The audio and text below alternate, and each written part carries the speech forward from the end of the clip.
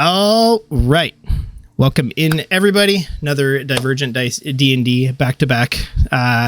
And tonight we're with the in-crowd. We do not have a Frank with us tonight. We do have a Sven. He is just getting connected in. And it's going to be exciting.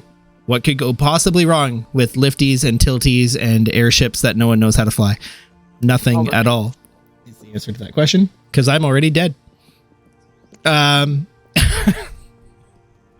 But yeah, no specific announcements or anything tonight. This is the last D&D stream of this week for us. So I'll kick it over to Spenny or Shannon or whomever that is still living, breathing participant in this campaign currently. I have no boundary specific announcements or anything, Shannon, so I guess Shannon with Shannon time. All right, then I'll take it away. All right, so we began the session in the weird uncanny valley in Zathania's temple after climbing down the hold from Delastra's statue in the ruins. We were fighting Ilmaris with the crazy high AC and with the memory of Salinar in the room. Gorka and Halafor got a wall of fire dropped on them. Then Gorka needed to make some death saves while she lay in the wall of fire. But tiny little Ryson came to her rescue and dragged her back. Halafor used his final spell slot to become a giant ape. Ilmaris had something against Gorka and knocks her down, and then Orem angrily assists Gorka.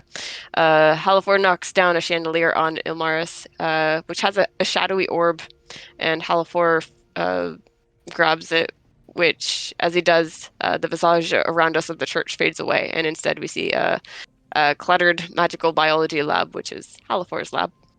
Salinar disappears, and Halafor calls forth an octopus as we work our way through the zoo of animals available to him. The octopus is basically what the memory of Salinar was, a manifestation from this shadow orb. Halafor then gets knocked unconscious, and then in the cage in the middle of battle, boom, Ilmaris killed Halafor. The octopus moves the cage 15 feet away and becomes a dire wolf instead. Gorka finishes the battle. Orem tries to revivify on Halafor, but unfortunately the spell fails to work. We tried to get Ilmaris to help, but she says she has nothing. The Shadow Orb is an artifact, which is a weapon of the Demon Lord Fraz Urblu. Her friends were each responsible for a piece, and there are 6 artifacts in total, and somebody's after them. Combined, they make an immensely powerful staff with which someone could dominate the abyss, and holding the fragment has a corrupting influence. And then Orem got a cool corrupted staff, which he then and after that he makes the mists part, and the ladder reappears. We make our way up and head back towards the airship. We take a long rest, then Scout successfully uses Sparky to power the airship crystal. And then we spend the day trying to fix up the ship as best we can, and we split up some flying rolls for like the go-go pedal, heavy weighty bit, lefties and tilties. The ship lifts up and we give it a test drive. We clip a house on the way up, but get up about 40 feet. And in the distance, Gorka sees a massive shape, the one that Halafor had seen on our way in. Useful tips: the ship has 2 ballistas and the front has a unique ballista. And there you go. It's very good. Did you actually write down tiny little Ryson? I did. And also boom, Halafor's dead. Yeah, it's those little gems in Shannon's recap that really bring it together. It's so good.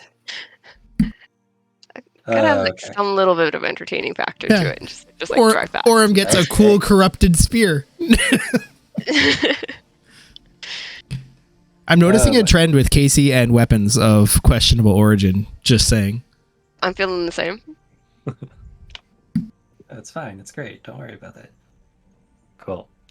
Okay. Thank you for the recap. I think you got everything spot on. I don't have anything to add. So if no one else has stuff, we can get right into it. Move you back to the map.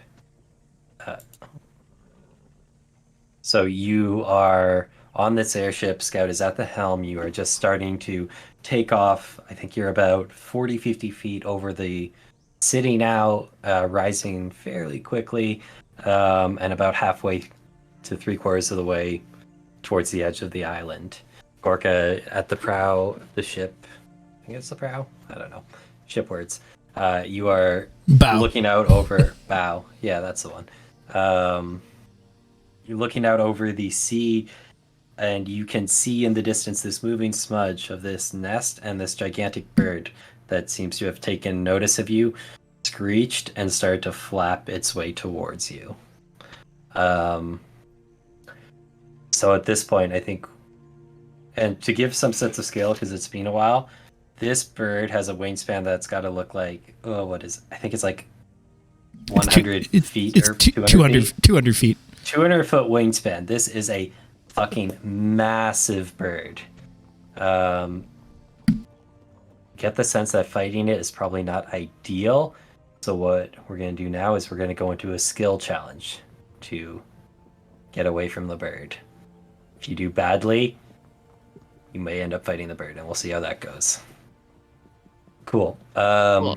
And just so everyone knows I'm not crazy, I'm not playing Dead Hell 4. I'm going to handle Ryson for the skills challenge bit.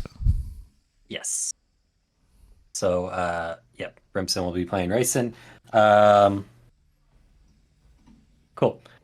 Okay, so you guys are just taking off. You're approaching the edge of the island. You see this bird far off in the distance.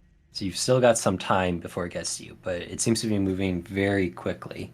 How do you guys want to avoid, get away, whatever you want to do?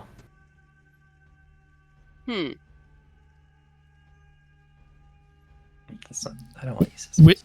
Which direction is it coming from relative to like where we wanted to go? The way I'm imagining it, it's like if you were, let's just say you're heading north, it would be like northeast or something, right? It's a bit off to the side, but not like completely behind where you want to go. Does it look like it's noticed us yet? It seems to be wheeling its way towards your ship. You get the sense this thing probably has very good eyesight as a bird, or as like a giant predator bird. Is there any terrain or cloud cover anywhere? So make a just a straight luck roll for cloud cover. So just like a D20, and do better, then there might be some low clouds or something that you can use. I'll put on some sort of. Yeah. It is Beautiful you clear look day. up, beautiful clear day. You see one cloud. That's the sky. It's kind of How big is reflective this of right one? now, to be honest. I think I see one way over there, but Yeah. it's pretty clear. Cool. But I don't- for environmental cover, there are all these like stony pillars rising out of the sea that you previously sailed through, and they are a good probably average 50 feet tall. So that's like some natural cover, kind of. If we end up fighting this thing, I don't want to be in the sky. I think we should, head downwards towards the water a bit. What if we just try and like race back to like the Stallport area? Fly fast. See if we can just like outrun it with the go-go pedal. Mm-hmm. Mm-hmm. Cool. You want to try that?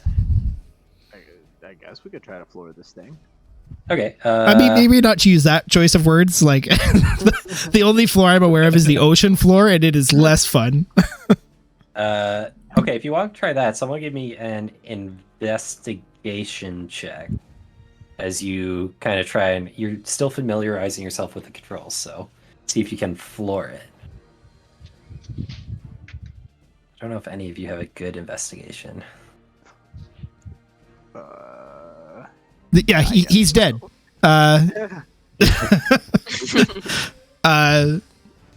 mean, Ryson.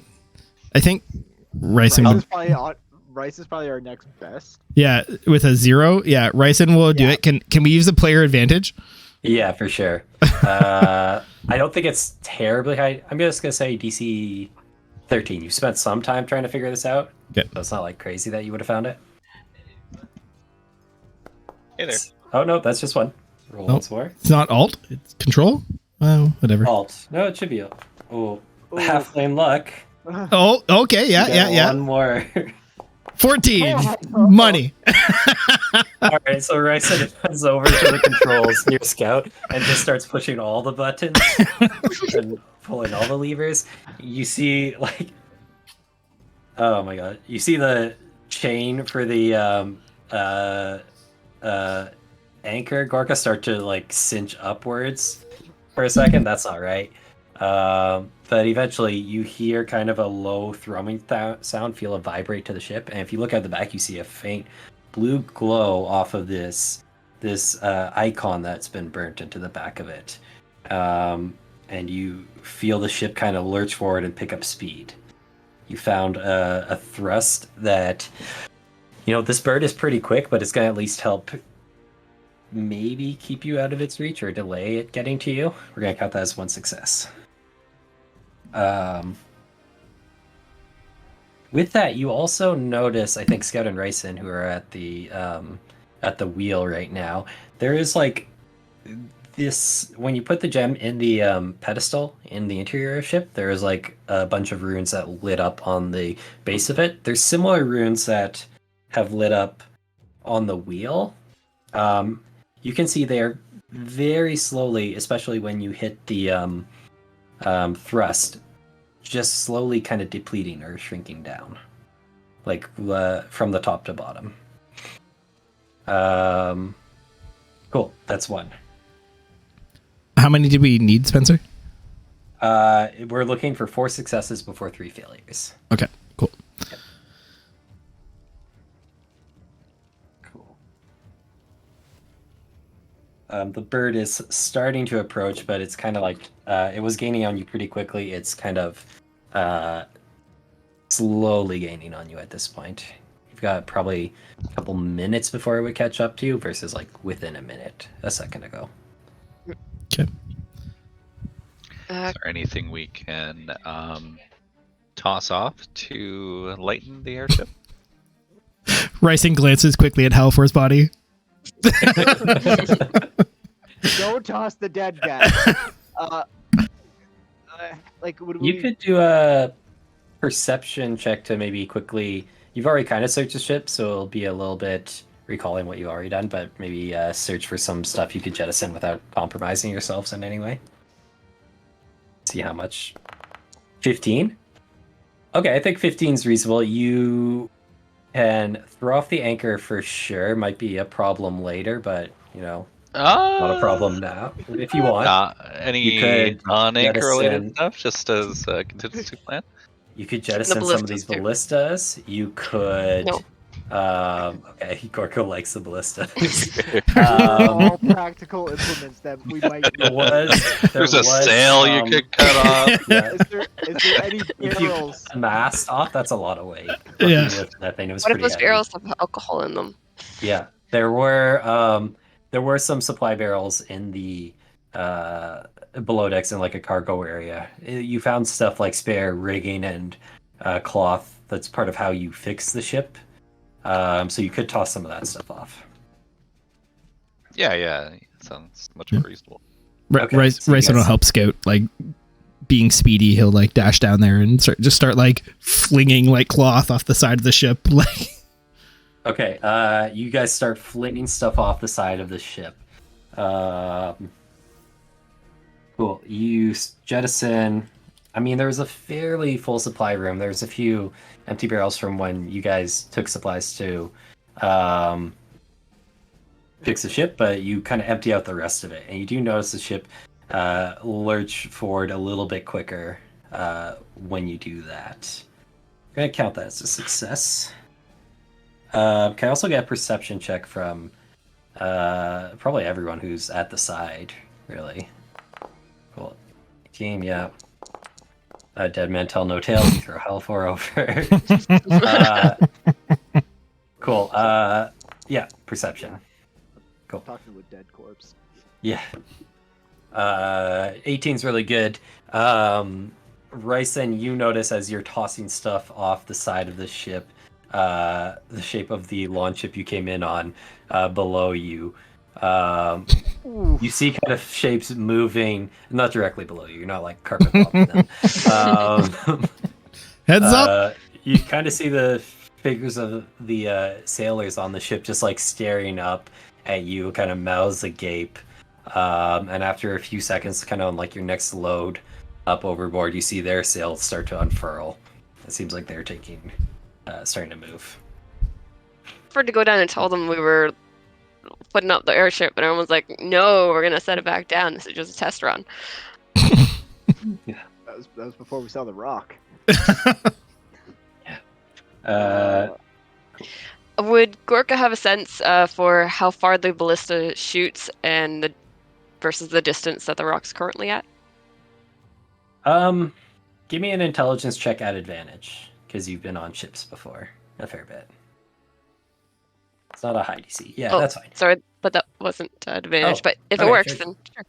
That's enough. Normal ballista has a range of... Oh, I pulled up the stats somewhere. Of 120 normal, 480 lawn, which means you're firing at disadvantage. And these look pretty comparable to the ballistas you'd be familiar with. The rock is not quite at that point, but it will be entering that range soon. So if you wanted to start lining up or get ready to fire, you could do that. Yeah, she'll man the ballista. Which one is the one pointing at the rock at the moment? I think it would be this one down here, because it is... I'm kind of imagining it coming in from your starboard side. Okay, then she'll man it until it comes within range, but maybe normal range, not disadvantage range. Yeah, sure. Okay, just so you know, normal ballistas take an action to fire, an action to load, an action to aim, and an action to fire. That's raw roll. Yeah, but like you have time right now, so you can make sure this one's prepped and ready to go. Aim. Cool. Is anyone else doing anything before Gorka starts taking a shot? Are there any arrows on the ship? As for a friend? I think you rolled through this already. I'm pretty sure you did. There's no more arrows than what you found so far. I don't think it was. Oh, If like You if we wanna- drop down into like the natural pillars, like would Yeah. the rock fit? Like, because the rock's massive. Like, Yeah. would the rock be able to fit down? The- It probably would in some of the more open areas, like where you guys had that fight before the whirlpool against like the water elementals. But there's a lot of spots where it would definitely not fit. Yeah, but So like it could maybe kind of swoop down and try and attack you, but it probably can't like pursue you through it. And there might be spots you could lose it in there. Scout, do you want a hand axe? I have 3. well, I'm Short okay range, for now. but I'm okay. guys, if So- we drop down into the pillars, we might be able to lose it. But So, a couple arrows, yeah. I don't know how good we're gonna be able to maneuver this thing down there. Oh. Oh no. Oh. I want to hear this. Okay. Yeah, no, I mean, I think we could give it a shot, I guess. Okay. Like, Any Uh, get it down. objections to some pillar action? Who's Sure. on the tilties? Ryson will help with tilties. Ryson also is like fishing out his bag of tricks. Okay, cool. Oh no. Okay, sure. I don't think throwing weasels will help in this fight. You don't know that. All right. Did Gorka like load the ballista? That happened already?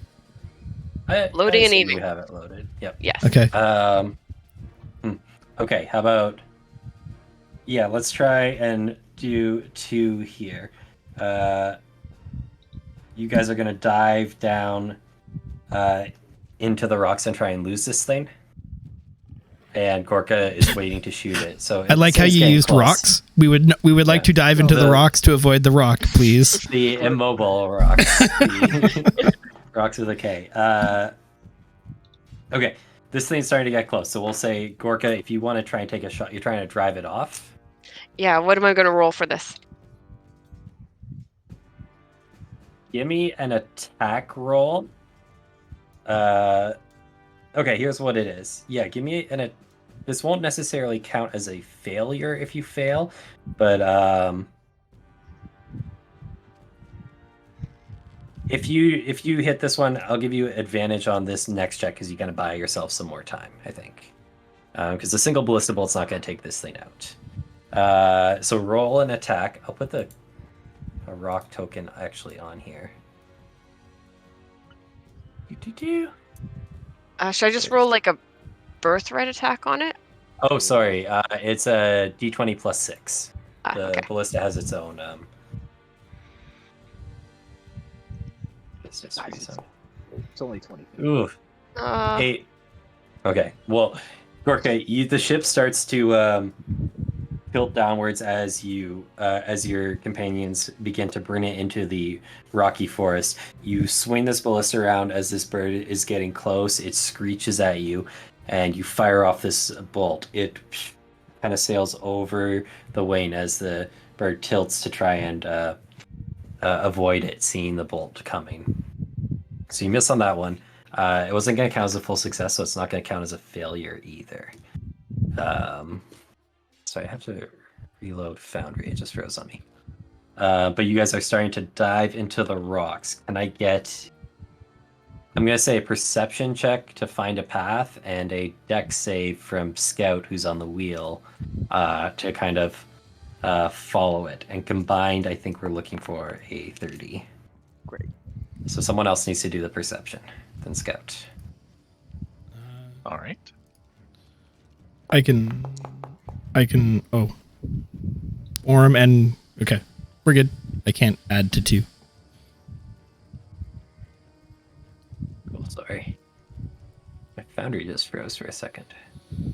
Can't see what's going on, but did you roll? Orm and we Scout both rolled perception. I don't know what else we Okay. had to roll. Perception is... Sorry, I need a perception from one, and then Scout, I need a dex save from you. Oh, okay. Coming up. Yeah. Because you're on the wheel steering. What'd you get for perception, Orm? 7. 7? Okay. I did 15 my dex throw. That is 15 on the dex. Okay, so that's not going to be quite enough. Orem, you start trying to call out instructions to Scout, but you're not used to the ship. You're not used to how it moves. And Scout, you're following his instructions best you can, but there is a protrusion from one of these cliffs as you bring the ship down that Orem misses, and you hear a grating sound as the side of the ship just kind of bangs and careens off of it. It kind of forces you to... You kind of get knocked off course, heading towards a almost like a wall of rocks, and you have to pull up to avoid smashing into it. So this one's going to count as a failure. Damn it. And the ship is going to take some damage off of that. All right. Okay. The rock is kind of had to like swoop down and circle back as you dove in, is now circling back around. It's, within 120 feet of you or so. So it's at ballista range. And it's approaching you fairly quickly, even with your thrusters on. You guys have something else? Can Ryson help Gorka like reload and re-aim the crossbow or the ballista, and also put one of his one of the stuffies from the bag of tricks onto the ballista bolt? Okay. That's hella cool. You could definitely help Gorka reload. I think with the thief fast hands thing, you can probably help her like reload it very quickly. Mhm. So you guys get a bolt slammed into place. The ballista swung around. Yeah, make an attack roll at it. Gorka, you've got to hit the attack, and then what? Oh man, what on earth would the stuffy be? Well, I can roll to figure out which stuffy it is that comes out of the bag. Let's save that roll just for Okay. the narrative tension of it. We need to put an ability on this somehow. Like maybe this is pretty shenanigans. I almost feel like a performance check or something. Or like sleight of hand to actually affix the stuffy to a ballista bolt. That's a good, yeah, let's do sleight of hand, because this isn't really how it's supposed to work, so you kind of have to be very quick, kind of almost like as Gorka's pulling the trigger, slam this like stuffy on before it turns into a creature. Perfect. Love it. So it actually gets, sleight of hand. Okay, So Gorka, perfect. roll an attack, see how close you get it to the rock. Okay, Feel can like- I use a advantage? Yeah, for sure. Oh, Oh shit, 25. You can roll for the crit if you want, but that's pretty damn good. Yeah, I will, Sure. because I keep forgetting to actually use that. Okay. Feature. 25. Gorka, this time you are very used to this ballista. You swing it around and you see this bird as it screeches at you in mid flap when it's kind of its least maneuverable. You release. That bolt is heading straight for its face. Give me a sleight of hand to like put the animal Okay. on. I'm gonna. I'm looking for I think 15 to get it Yeah. on so it goes exactly where you want, like follows the ballista's trajectory. I super player maximum impact. advantaging this because Yeah, go for it.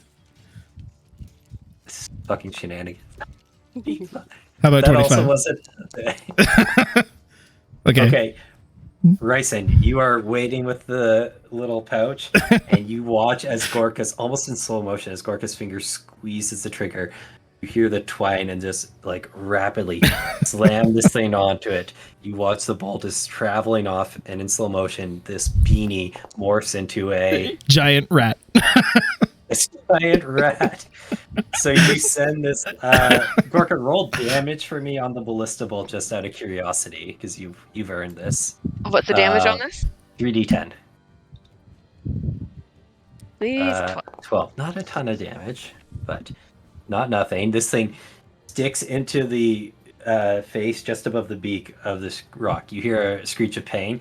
You also, those of you with a kind of higher passive perception, hear a smaller shrill shriek of a giant rat flung at high speed at a bird, which immediately leaps and starts. It's pushed by the wind into the face of the creature and kind of falls into the eye and starts scratching. Love it. The rock kind of twirls to get this rat away, or just figure out what's going on. Really, you see this rat plummet off the rock into the ocean, but has successfully bought you some time. That's a third success.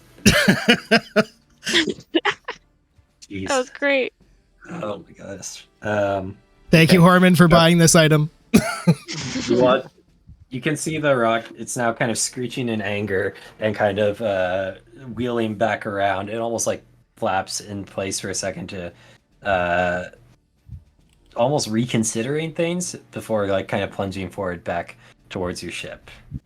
Looks like it's hesitating a bit now. Looking for one more success. I think we've got it scared. What if we just make a break for it now? I think those lighty lights look like they can go lower before we go lower.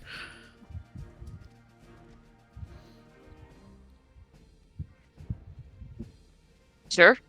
Yeah, sounds good to me. I mean, I'm useless for these Can, things. can we just like try and give her again and like You need a way to make yourselves go faster. You've kind of the ship's like those are got still you. going. Yeah, you've jettisoned stuff. Scout, can you The zap it rocket is again? Still slowly. Uh, That was today still. yeah. Oh, it's a unless one they a have day? Another lightning still. Yeah, I think so. Isn't it? I don't know. I don't know about Sparky. Some sort of rest, probably. Or day. Yeah. Is it just the I think it regular is like today. javelin of lightning? It's or a whatever? lightning javelin. Yeah. Hey, Don't it's want lightning. anything but regular, okay? Just chill. You guys have any Next dawn, yeah. magic-y stuff like fog or cool stuff like that? Got your special arrows, Scout. I got nothing. And from Play swap Not with the long. rock and put it on the deck? I can summon bees to power it with their buzzing. That's I cool. think try it. Do it. Try Tell 'em to buzz off. You sending the bees at the rock? Yeah, sure. Okay. Probably a good time for the bees. Okay.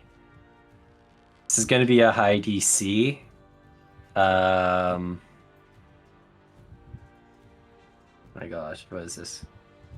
I think the critical thing here will be the placement of the shot. So if you get it in a very vulnerable spot, the bees might be enough to make this thing reconsider. So it's going to be an attack Right on the beak, roll. so it shatters in his eyes and stuff. Yeah. You gonna just repeat? It worked once. Let's do it again. Okay, yeah. If you want to make an attack roll, I'm gonna say it's gonna be hard. It's gonna be DC 22. Oh, 19.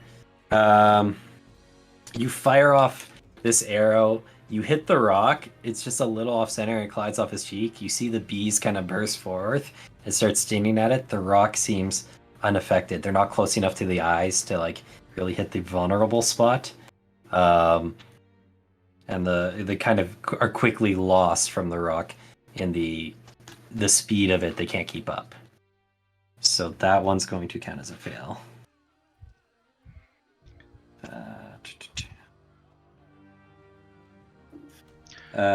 The rock is now gaining on you. It's probably within about 50, 60 feet of you. It's looking like it's going to get in here pretty soon. So I don't know if mechanically this will work, but my idea is I have pretty niche skill of the fog cloud. So I'm wondering if there's any pillars that we can kind of fly by and then fog it up. Yeah. And then so that if it went in that same direction, it would hit the peak or something. Yes, I like this. I think this could definitely work. This feels like part of it has to be a deception check, Yep. and part of it should be a perception check to pick out your spot.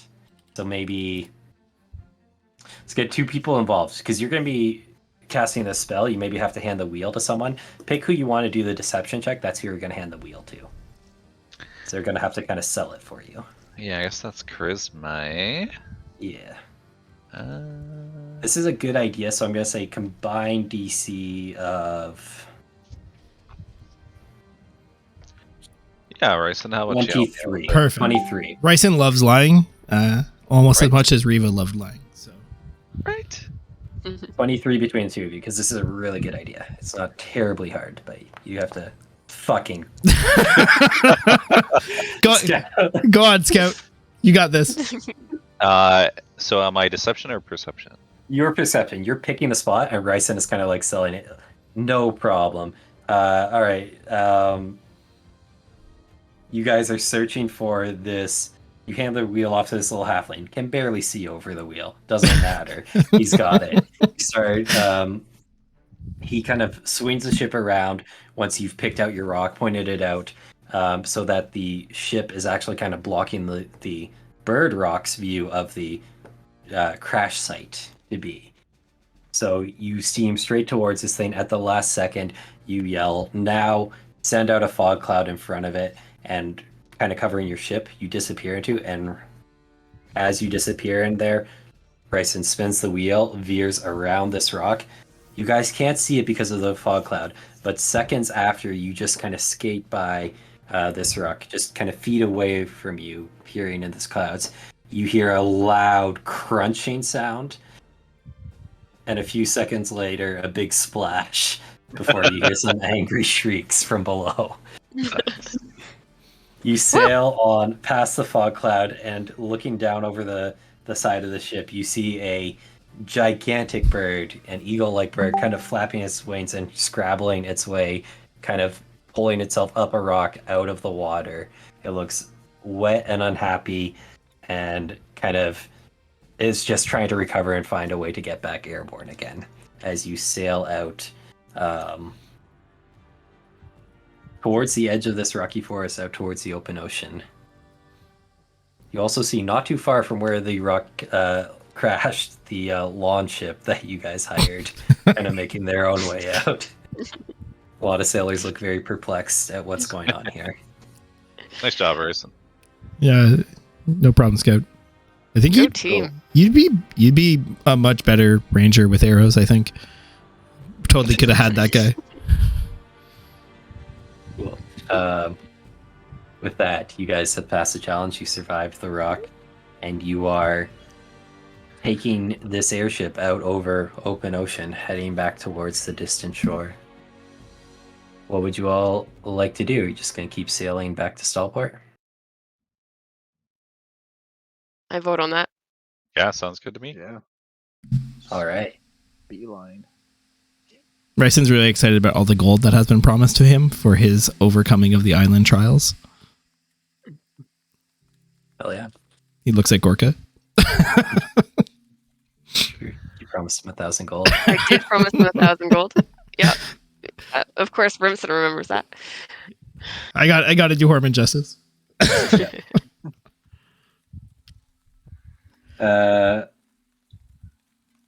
Gorka Cool. makes note to throw Halifor's body offside of ship first chance she gets. Don't throw the dead guy off. We need this. We need his body. All right. So making your way out from this rocky forest, away from the city of Nilkelora, where some bad things happened, you, I think over the next hour or two, kind of realize a few more things about the ship. Scout, you probably get a little more comfortable steering it, get a better sense of the controls. You also see that this pedestal, or not the pedestal that you put the crystal into, but like the pedestal for the wheel, these lights are very slowly trickling down it, or like kind of emptying towards the bottom. And that just kind of continues as the ship flies. You get a sense of the speed of the ship. Today's kind of there's a decent wind at your back, not like terribly strong, so not really pushing you forward any extra, but like a healthy traveling pace. And over an hour or two, you get a sense that traveling all day, you could go about 120 miles or so on the ship. So actually, I should take you back to the other map. So you'll actually, in about a day or so, be able to get most of the way back to Stallport. Pretty much all the way back to Stallport. Where are we gonna park, dock?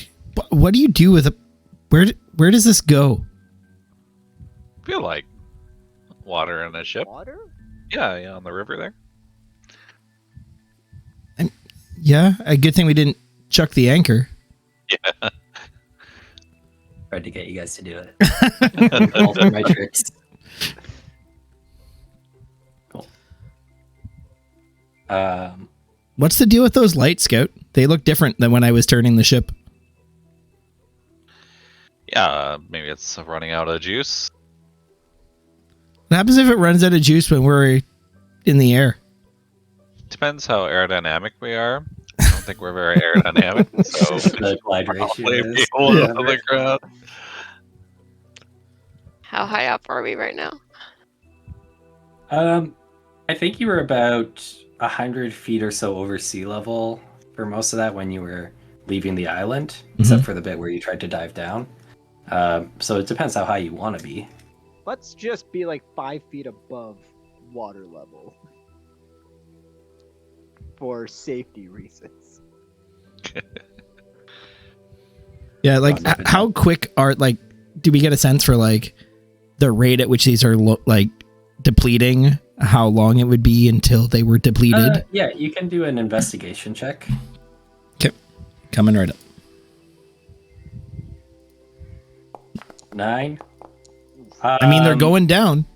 They're going down. I mean, with a 9, it's not like super fast. It's not like you have at least hours. Okay, cool. You cool. don't know how many. Yeah, with a 9, you can't No. quite suss it out.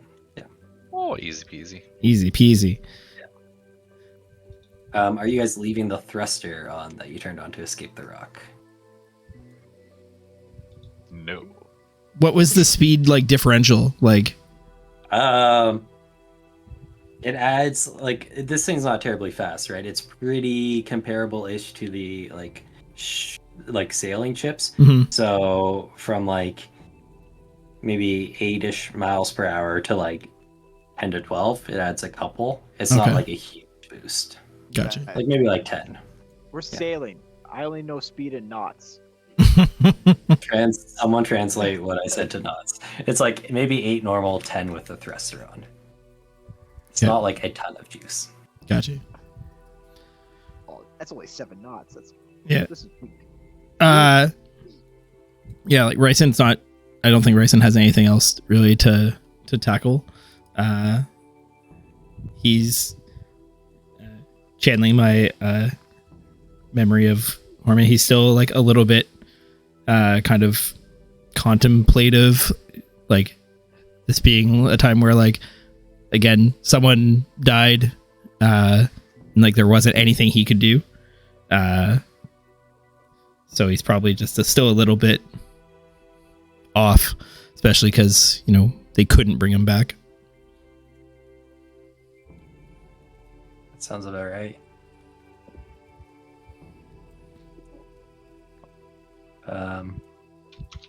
Anyone else doing anything, thinking anything, talking to anyone as you travel, or just kind of quietly making your way back to Stallport?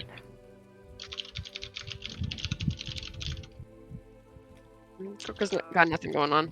Yeah, Cool. same with Orum's. Like, Orum's probably a little chewed up himself, just not being able to bring back Halathor, and just kind of probably is, like, watching over his body, making sure that, you know, the vultures don't come and peck at it. Makes sense.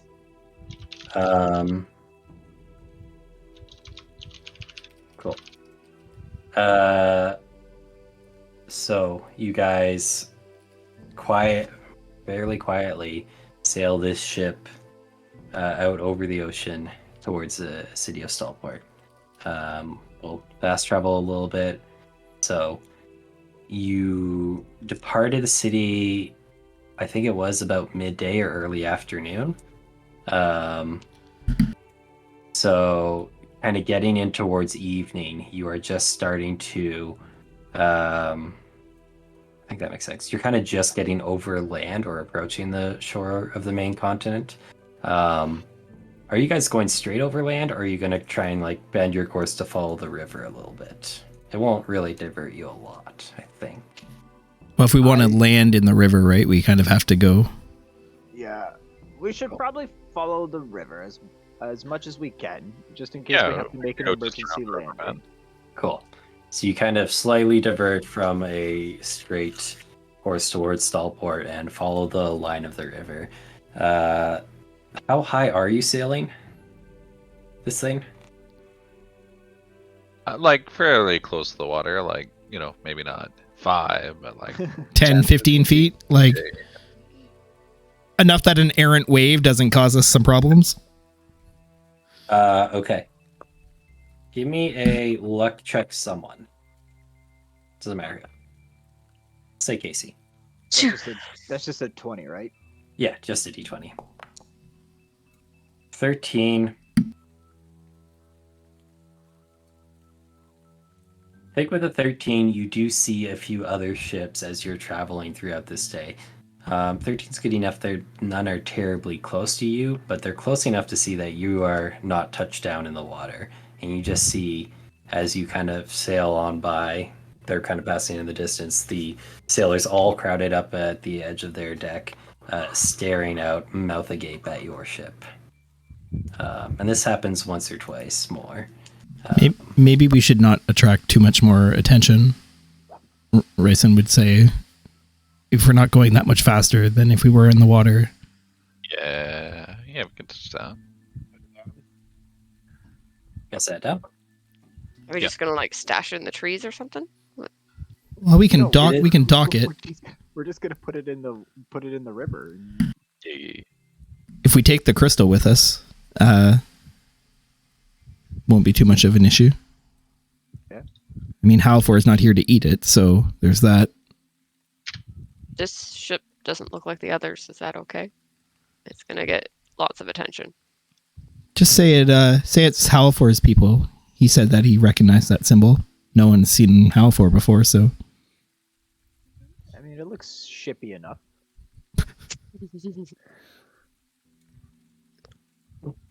I like it, Orem. Shippy enough. Ryson debates about painting shippy enough on the back of the ship as a name. Shippy enough. Right. That's good.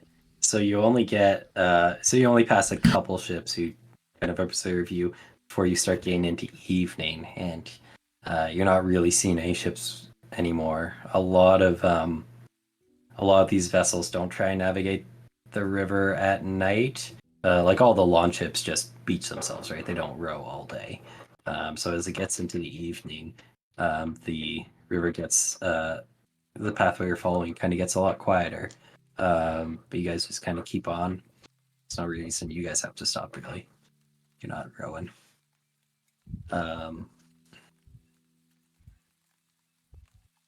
Cool. So you travel, I guess, through the night kind of thing?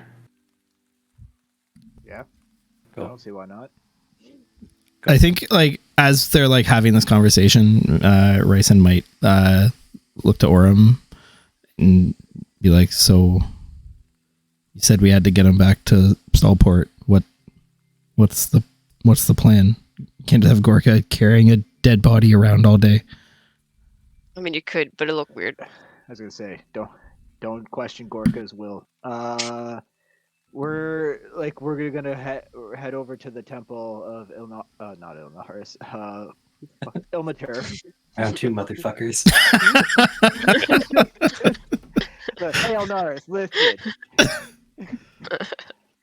We're real sorry about what happened. We need a favor. We're gonna head to the temple of Ilmater and see if they can assist with bringing Halithor here back to life. Well, then I guess we should press on. I don't. It was one thing when Riva went, but this is different. Ryson, here's 1,000 gold. But I What? promised. Gorka, you just giving out money? I promised. I think like Ryson would like without the like force from the island. I think Ryson might feel like a pang of guilt, but I think Ryson would probably take it. I think you would. Armin Yeah. frantically texts you to shut up. Take the fucking money. Ryson remembers the fountain. And Yeah. immediately says, Never Yeah. forget the fountain. Never Yeah. forget the fountain. I think Ryson would though like look up at Gorka and just be like, I don't know what was going on back there when you did this, but I appreciate you following through. The Bryson gold takes- helped you, so it was worth it. Ryson takes the sack of gold that now puts him in like the encumbered status almost. Yeah, he's encumbered. Just hauling this sack of gold. What? Yeah. To be clear, that sack of gold. I know you don't like super track the coin weights, Benny, but that put him. That was more than a quarter of what he was carrying. Oh my gosh. Almost all of his things are money. Oh my God. He doesn't have That a bag of sounds- holding yet. No. It does not. Yeah. It's like 3 pounds, 3 pounds, 3 pounds, 3 pounds gold. I'm encumbered. That's To so be funny. fair, I have 125 pounds in gold ingots in my bag right now. Oh, right. Oh yeah. That was a mistake. Oh well. Cool. You should have said they're like metric ingots that are notably smaller and worth, they're more like a collector's coin. Yeah. Gold plated. I said gold plated, right? Okay, so you guys sail into the night, kind of alone in this seaway over this river. You take turns at the wheel, trading off, and probably giving preference to the people with dark vision. Can hit the long rest button, and in the early hours of the morning, kind of like 6-7 a.m., you can start to see Saltport just faintly in the distance. You're getting within a couple miles of it. Couple more hours at most, you should be there.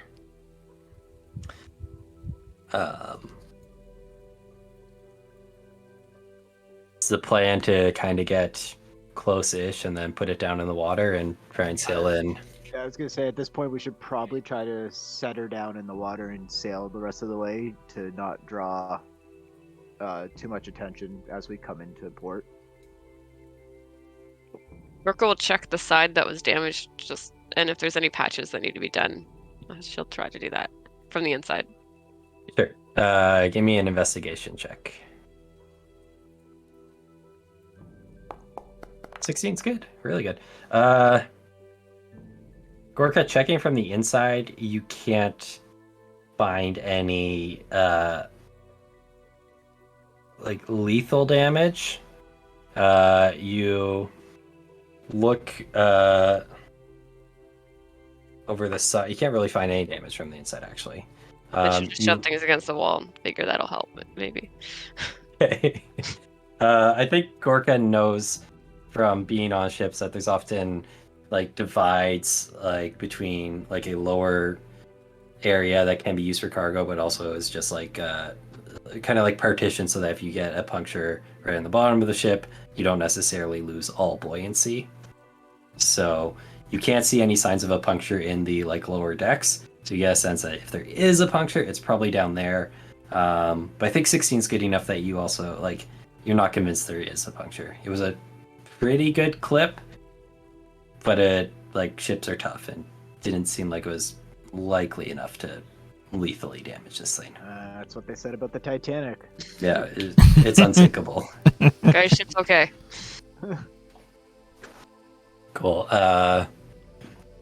So kind of, once you realize you're maybe 10, 15 miles out from Stallport, you kind of set it down into the water. Cool. That's no problem. That part's easy enough. What you're finding is that, like I said before, this thing doesn't, like a couple sessions ago, this thing doesn't have a rudder. There's no way to steer. Are for kind of yaw and whatnot. There is some. I think you're familiar with it enough by now to realize like it does have a bit of a thrust from the kind of the crystal, the arcane enchantment from it. So with that, you can kind of. It does seem to have some ability to kind of like thrust to one side or the other, so you can kind of push yourself a little bit with that. We don't have the shadow orb anymore, do we? The what? The thing that made the octopus and then the direwolf last game. That's No, the that spear. is the Staff fragment. Yeah, Orm has the Orm- staff fragment. Orm, could you just make an octopus to push us? Directions-wise? Orm's like looking at this staff, like pulls out the staff and like looks at it like, Use me, Orm. how? Like, Wave it around, maybe say some magic words.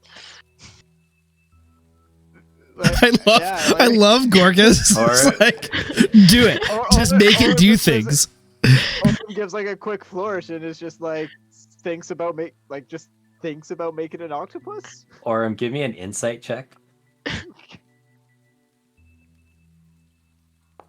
26.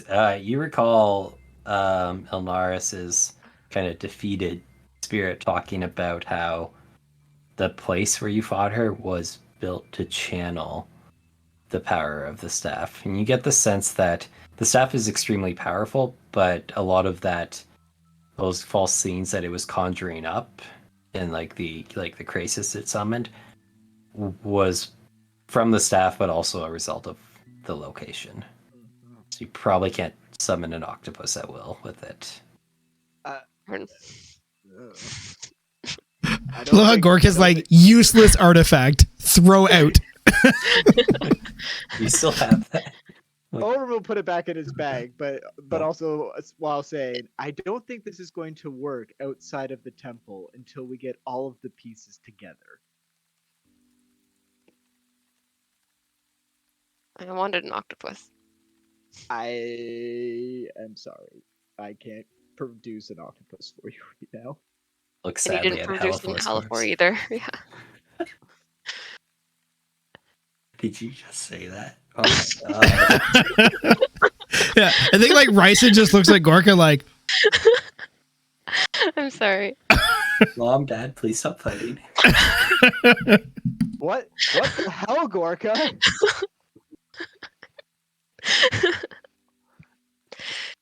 You're doing great. Last time I give you my fucking shield. Can we Right. just say Shannon said that, not Gorka? That was fucking Hey. brutal. oh, that was good. Orm's just gonna like yeet himself off the side of the ship. He's just gonna, I don't even. How much emotional damage did Horam just take?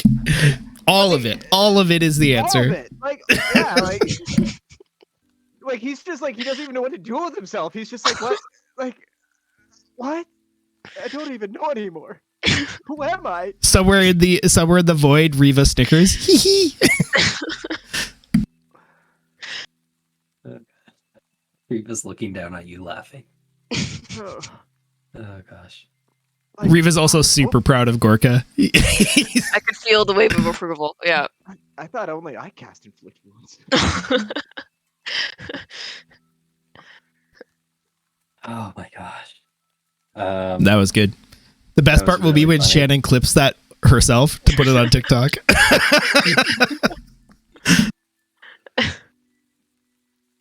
Oh gosh, that was too good. Anyway, where were we? You guys are a couple miles out from Stallport. You've kind of realized you have some control over the ship with the kind of thrusters to make it go side to side. It's more difficult than sailing a normal ship.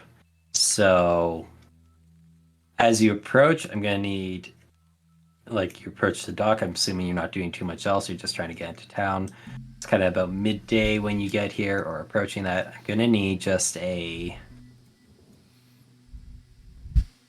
Dex check, Dex save, we'll say, from whoever is helming the ship to try and kind of pull this maneuver off without drawing a lot of attention or like bumping into another ship as you dock or something. Yeah, can Ryson 16? jump off to help like secure some lines or stuff, being like pretty nimble and quick himself? Yeah, that makes sense. You want to give Scout Yeah, advantage? Scout's helming, so Ryson will just like, as soon as it gets close to the dock, Ryson will just like run and jump and like grab a rope and start helping kind of like pull it into the moorings.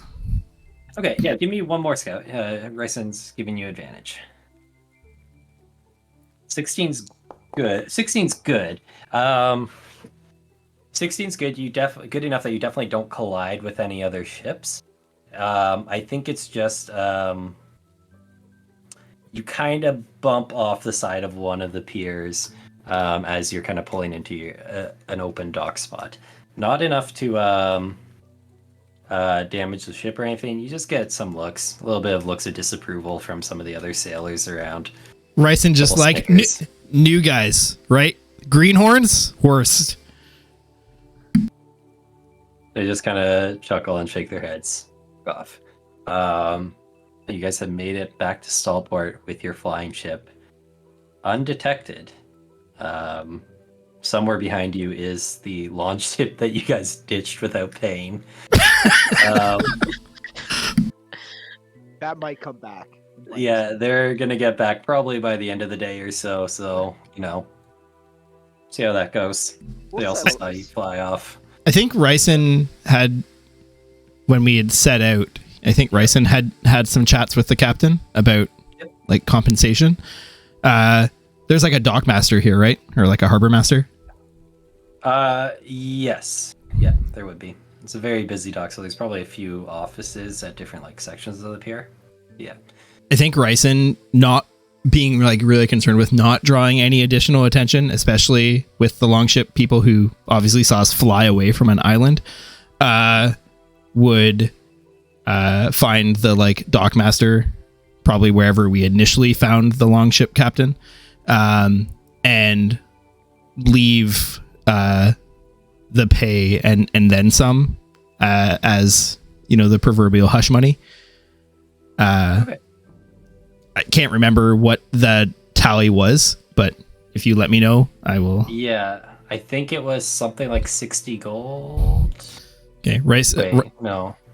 I have to go back and check. Okay. I'll ding Rice and cheat later. I can't Yeah. remember exactly what I said. If it's 60, I'd say Ryson will probably leave like 100 just to make sure that this gets smoothed over and they don't run into any issues. Okay, sounds good. Yeah, I have to go back and check, so I'll just adjust Rice and cheat later. Got it. Oh, 60 gold per day. Per day, yeah, that's right. Okay. Okay, sounds good, Eric. How many days were you out there? So they made it back in 2 days, right? 2 days out, 2 days back. You did one night. So first night you found the section but didn't get to the island. Then you went to the island, had another night there. Yeah, so they're arriving. They basically did 4 full days. That's right. Yeah. Okay. So that's 240 list price. Yeah. Yeah. Ryson starts collecting. He's like, I think we should leave them 300 gold. Are we gonna give this to the dockmaster? I feel like Ryson wouldn't trust the dockmaster. Like, Isn't that the person who we hired him through? Or did we hire him No, directly? you guys just walked up and down. Yeah, you guys found him Oh, okay. because you were kind of searching up and down, and you saw like the other guy, and then you decided to go. If Yeah. they're coming in tonight, we might as well just wait for them to kind of come back in and either meet up with them back here at the docks or like at one of the local drinking holes. I'm sure we they'll could leave be a looking. note with the dockmaster. That's true too. We'll be staying at probably at the Thirsty Yak as per usual. You guys want to do that? Leave a note. Sure. Cool. Okay, you guys leave a note with the dockmaster for Captain Ulrich, I think it was. Yeah, something like that. Okay. You guys are back in town. I assume you're popping the crystal out of the ship. Yeah, we're taking the keys with us. Cool. The dockmaster does indicate you'll have to pay a couple gold per day to just keep your ship docked here as well. I think it'd be say 5 gold per day for now. I think that's 3 gold. Gorka will hand over 6 then. Okay, cool. This guy nods. He's like, "Well, we'll see that. We have patrols running through the night. We'll keep an eye on it as well." Cool. You got a name I can put that under, by the way? Or girl. Or girl? That's me. Or girl. I'm a Whatever. bit notorious. You might have heard of it. No? Okay. Wait, let me see. He rolled a 3. He has not heard the legend of Orc Girl. Just gotta get into town more. Yeah. Married to his job. Cool. He just kind of like gives you an eye as you say Orc Girl, and then just shrugs and writes it down.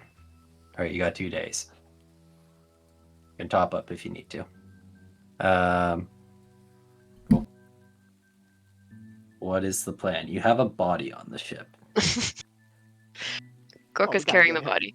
Yeah, like we're gonna Okay. take Halafor to the temple of Ilmater and get him right fixed up. I think like Ryson would like cover the body. So we're not just like carrying a corpse through town. That probably spawns more questions. He's drunk. Yeah, He's I mean- passed out.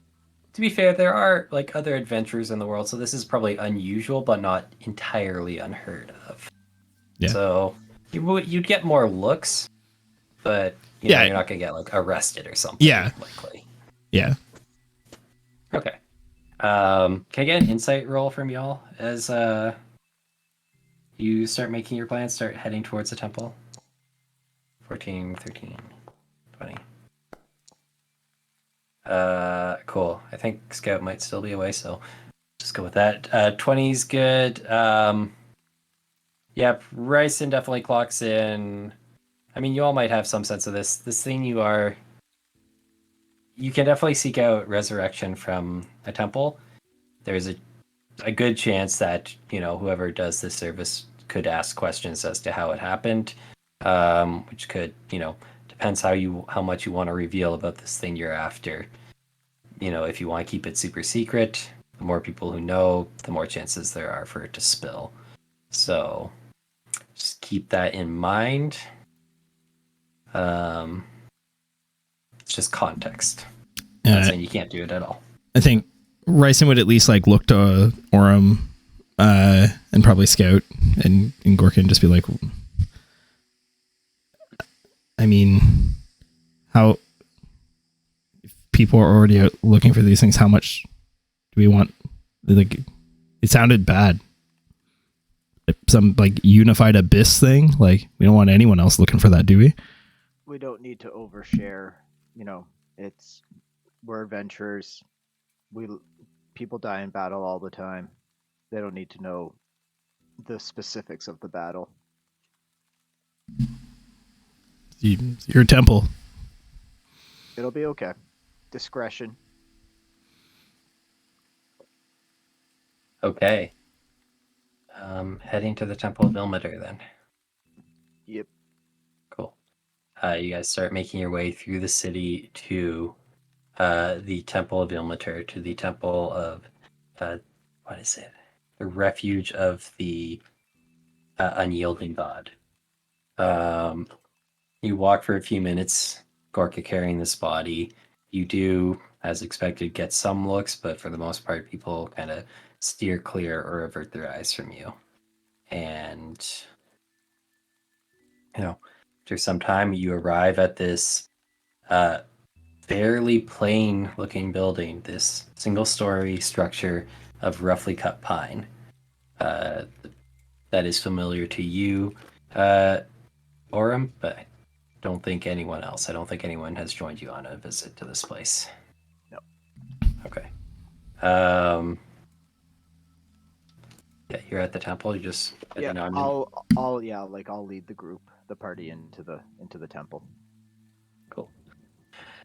You open the door, lead the party in. Again, it is this fairly open, sparse space, floor of just kind of packed earth. A few simple, not even chairs or anything, but kneeling mats and whatnot set on the ground at intervals.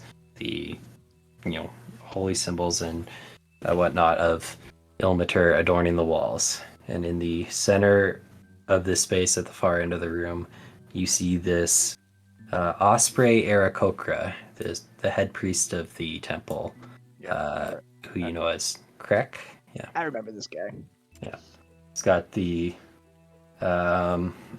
gray-brown feathers of an osprey. He has just kind of two stumps in the place of where his wings should be. And he's wearing kind of the simple, very utilitarian brown robes of a cleric of Ilmater. Kind of turns as you enter, recognizes you, Orem, and gives a low half bow before. I would return the half bow, and then I would approach. Was it Crick? Correct. Yeah. Type it out. Brother. Apparently Gorka's on a first name basis with him. Sorry, I just had your token click when I said click. Brother. And then I'll just kind of gesture to Gorka to bring Halifor over. Our comrade fell in battle. He is beyond my help. Can you assist? Gives a couple quick blinks as his sharp eyes just focus in on Halifor's body, and there's a little hissing into our own breath. He's like, is possible, but I must ask, how did this happen? What befell you and your friends? Man, why you gotta ask these questions? Just lay him down here. Right, let me take a look.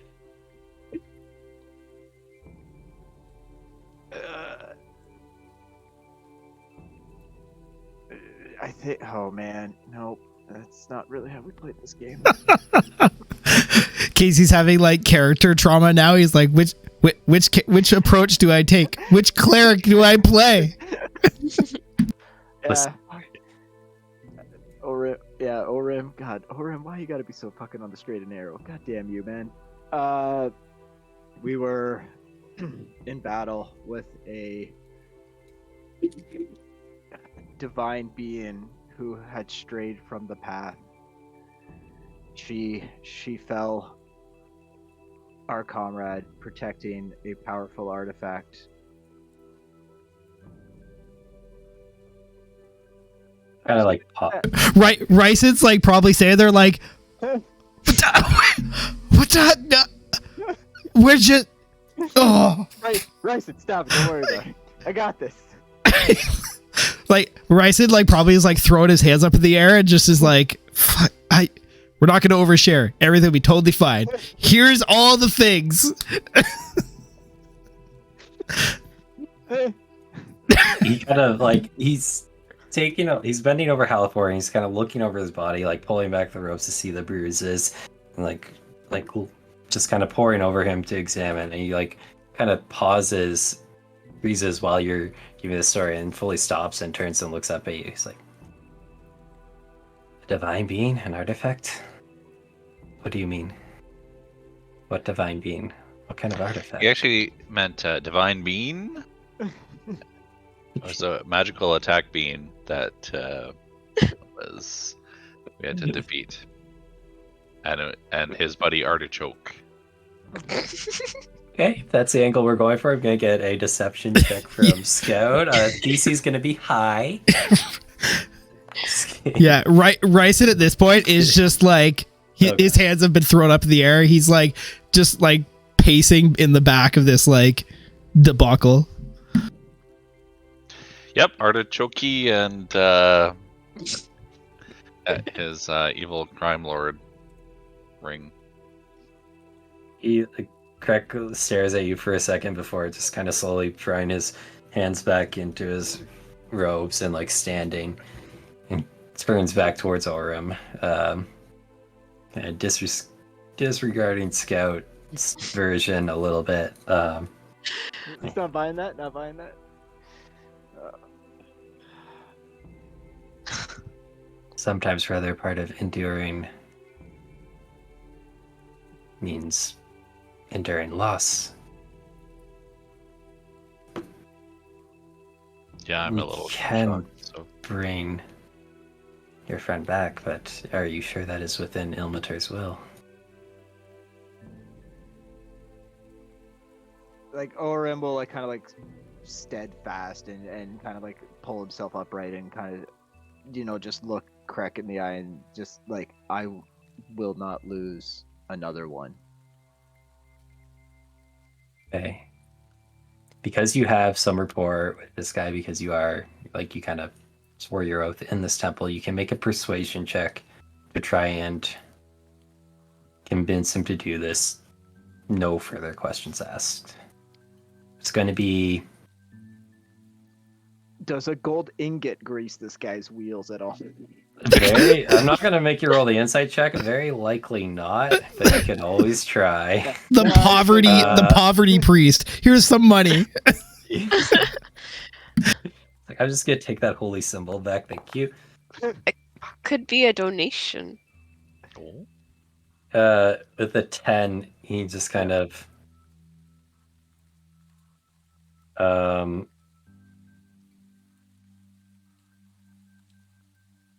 sighs a little and looks back to you, Orim, and says, "My friend, there are many who die every day and do not get the chance at return. Is it something we must accept? If your friend needs to come back. I'm sorry, but I need proof of this. So it is costly to call out to Ilmatar to return a spirit, and not a power that should be exercised frivolously. Why is this need so great? So much greater than anyone else's. Orem at this, yeah, like Orem's not even thinking twice. He just like reaches into his bag, pulls out the chunk of staff, and Oh. says, Huh? and just Rice is like, "What are you doing?" Like, and Wha- just like ugh. and shows it to Crick, and is just like, there is a very powerful weapon out there in the world that people are hunting for, and we need him, gesturing to Halafor's body, to stop it from falling into the wrong people's hands. He was almost in, like, he was sighing and almost preparing to let you down gently, as it were, trying to like say it's not going to happen, and you whip out this this staff, this weapon, and show it to him. And I think no persuasion check necessary here. He's a pretty insightful guy. I think his passive insight is high enough, and his like connection, his familiarity with the divine, and conversely fiendish, is high enough that he doesn't know exactly what this is. You don't see like a flash of instant recognition, but he immediately gets a sense of a feel of the power radiating off this object, and a sense of the truth of what you're saying about the importance of this turtle. And he just freezes and stares down at it. It's like, and what is this? Do you want to give me another persuasion check with advantage? If like Ryson hears this question, Ryson's probably like running up to like Freyr, being like, "No, no, no!" Like, no. Orem was just gonna brush like Ryson off. No, Well, with that's- advantage. We'll just look at your rolls. First one was a 10 plus 1, 11. So he kind of waits for a second. You don't answer immediately. He sighs and says, I think we will have more conversations about this in the time to come, but I believe you, and I believe you wouldn't request this thing frivolously. I will need some time to prepare for the ritual, but I will attempt to return your friend to you.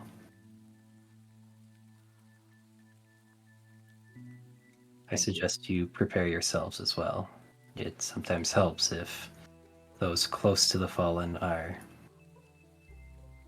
participatory to the attempt to return them, to call them back.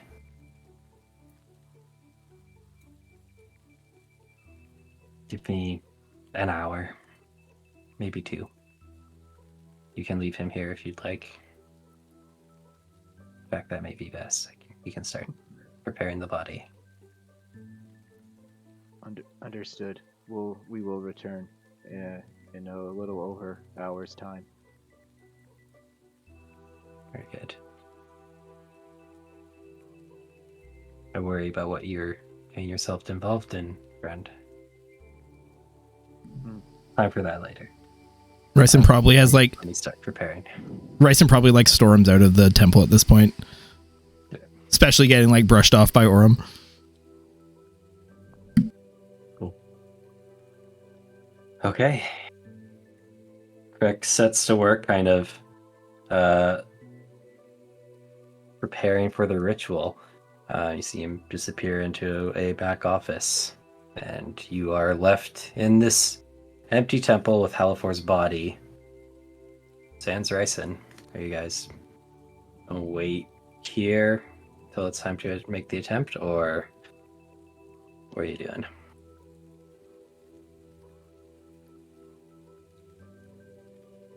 Oh, if Orum's got an hour's time, he would probably go like for like just like kind of like an aimless stroll through the town, just to kill time. Sure. And kind of just like get his head in the game. Cool. All right. Anyone else doing anything? I'd like some arrows, please. Okay. Scout, you can refill your quiver. You're back into town. I think it's like 1 silver per 10 arrows or something like that. 1 gold per 20.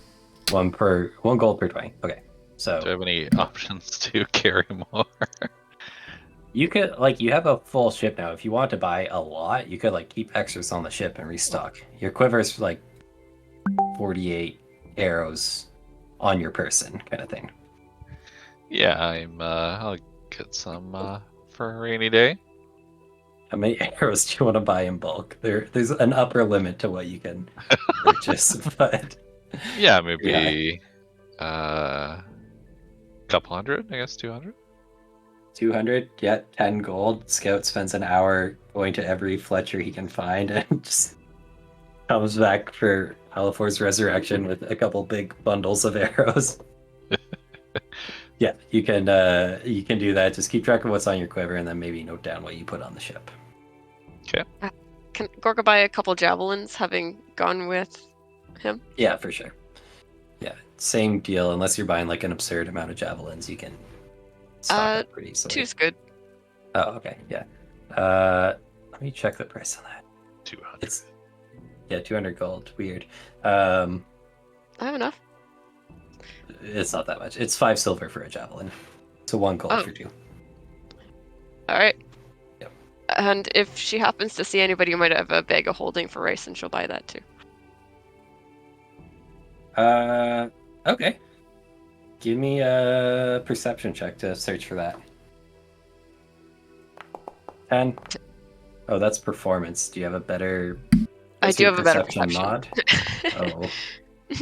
mod. You only have an hour, so you can't do too much searching. You unfortunately don't find it just yet. I think Ryson would just kind of wander some of the streets, trying to pick up any news and passive gossip, listening to the people as he just needs some space, having this exchange go the way it did in the temple. Cool. Give me a perception check.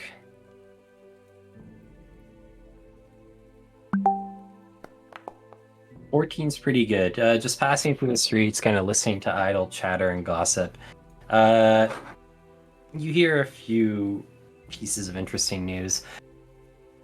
I mean, you hear some more. People are still talking about the commotion that went down at one of the a local businessman, this dwarven man, Ulfgar. He threw a party that turned into a mess. There was giant animals attacking. He lost an eye. A bunch of people seemed to die. It was it's been the talk of the town for the last few nights. You hear some people talking about another group talking about a couple guards, actually, how some buddies of their other guards have kind of were killed that same night, but not at the party. It's kind of weird. And they're not, the killer is still large. They don't know what happened to that person. They sound kind of angry about it. You hear a couple people. You hear a couple people talking in a low voice. One is kind of excitedly telling two friends about this new entity, this new deity they've heard of called the Unending, and trying to sounds a bit like a sales pitch almost. Not a sales pitch, but proselytizing a little bit. You have to come check it out. It's incredible. My brother was sick, and none of the temples could help him. They fixed him. You have to come check it out. That kind of thing. Other than that, not too much else in the hour that you're searching. Yeah, Bryson will like make sure he's back at the temple in that hour-ish mark, but Cool. Okay. Hour passes, you all regather at the Temple of Ilmatar to attempt to return Califor. Yeah. Cool. Krek has kind of cleaned the body, cleaned the wounds, and kind of dressed them as best he could. He has some incest burning at points around Halifor's body, and is attempting to is kind of like just kind of doing final touches, spreading a few like dabbing some ointments and such on Halifor. Kind of looks up at you all as you enter one by one, gestures you over to the body.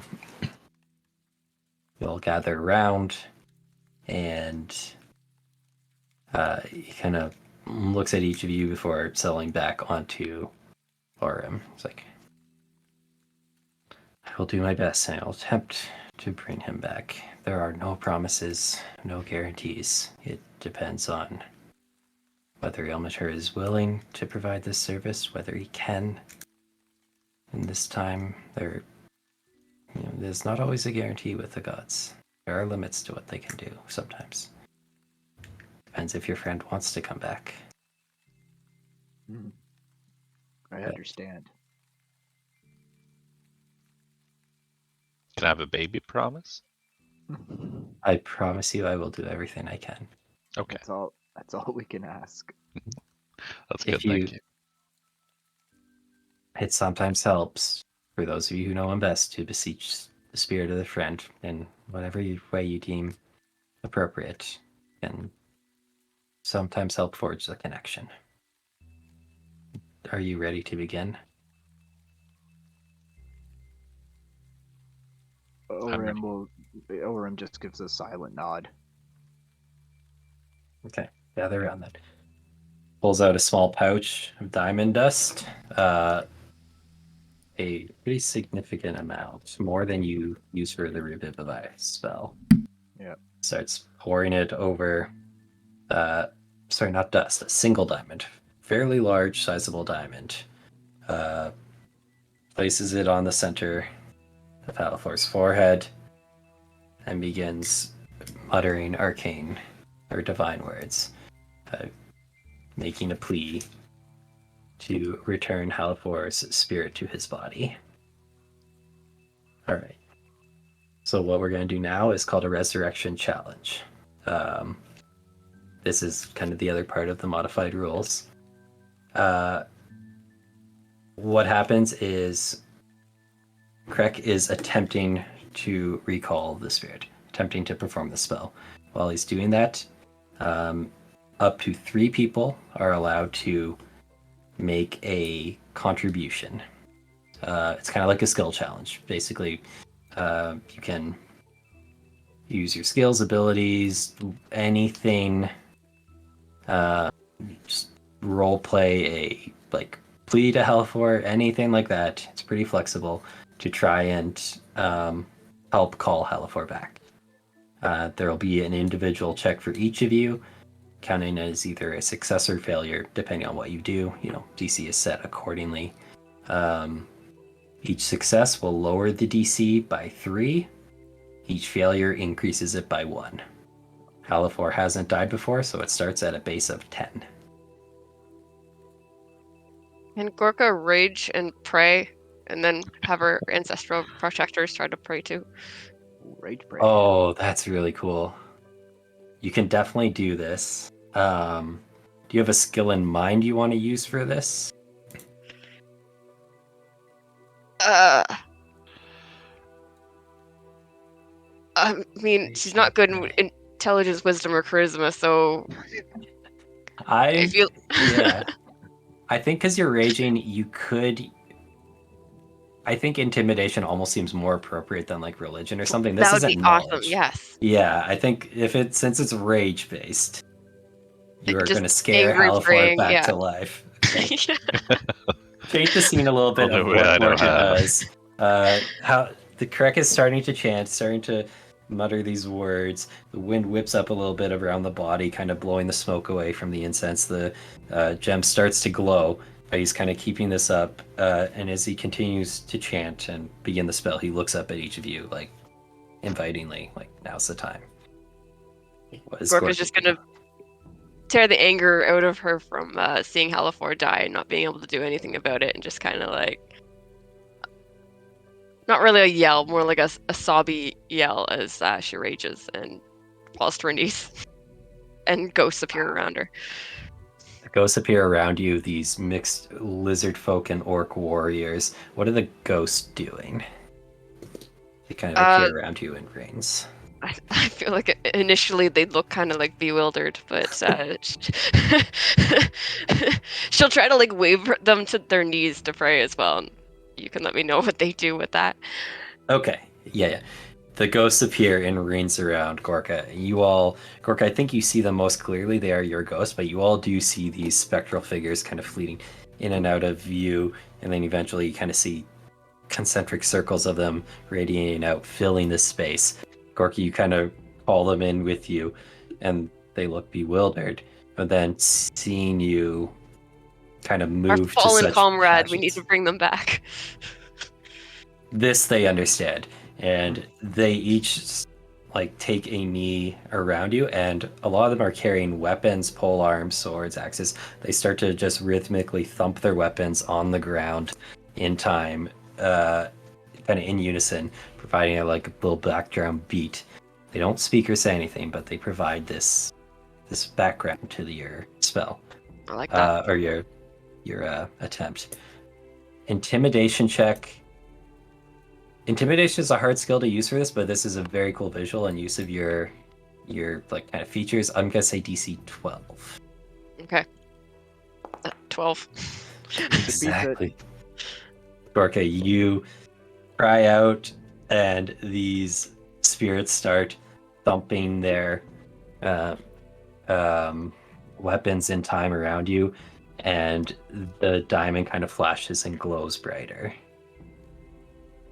And I get an attempt from someone else. Does anyone else want to contribute? Have something to contribute? Oh, Orem, like other than like assisting Krek directly,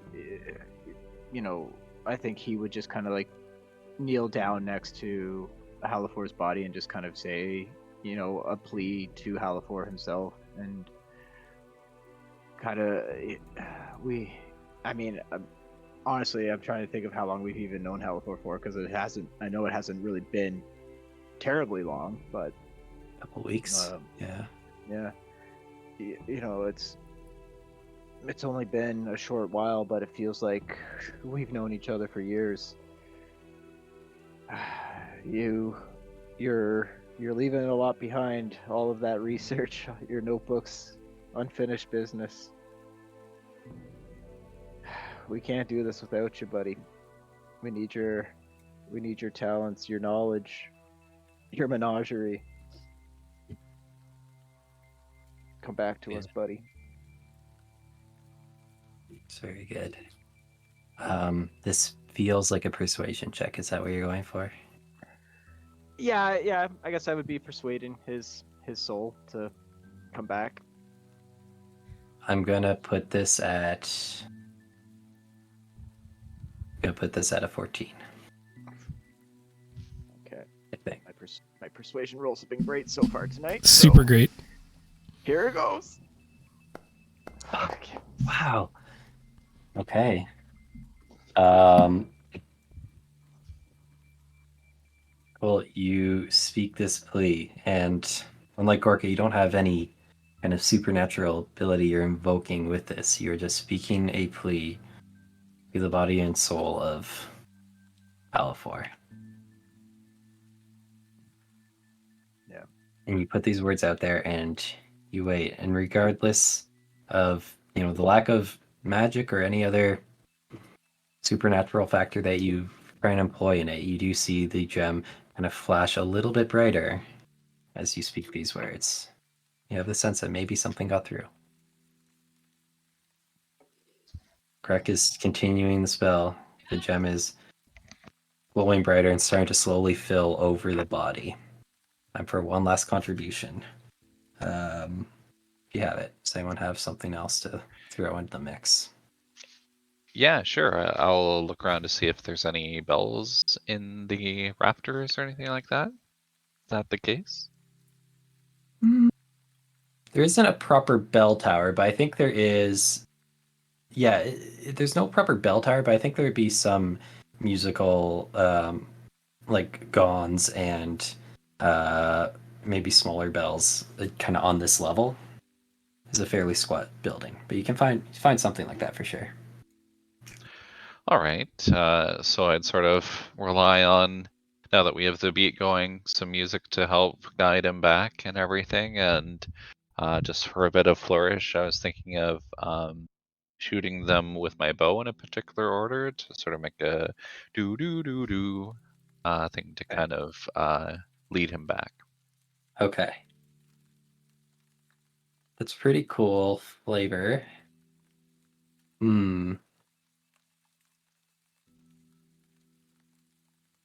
Give me a. This is music, so it feels like it should be. I'll give you the choice: performance or just straight up dexterity. I think it's gonna be a higher DC if it's dex. All right. I'm I think thinking. I am gonna try the performance because that's a bit Okay. more kind of what Okay. I'm going for. Cool. Oh. Can I undo a nat one? Is there an undo nat one? There are. Yeah. This is I gonna would be a like to see DC 15, I think. On this one. All right. Oh my god. Oh, I did Nailed it. persuasion. Oh, Yeah, but it's still only a do plus it one. the same, yeah. Yeah, it's the same. Wow. Okay. Okay. What I guess is the kind of mood of this music that you strike up for Halifor as you attempt to resurrect him or trying to guide him back?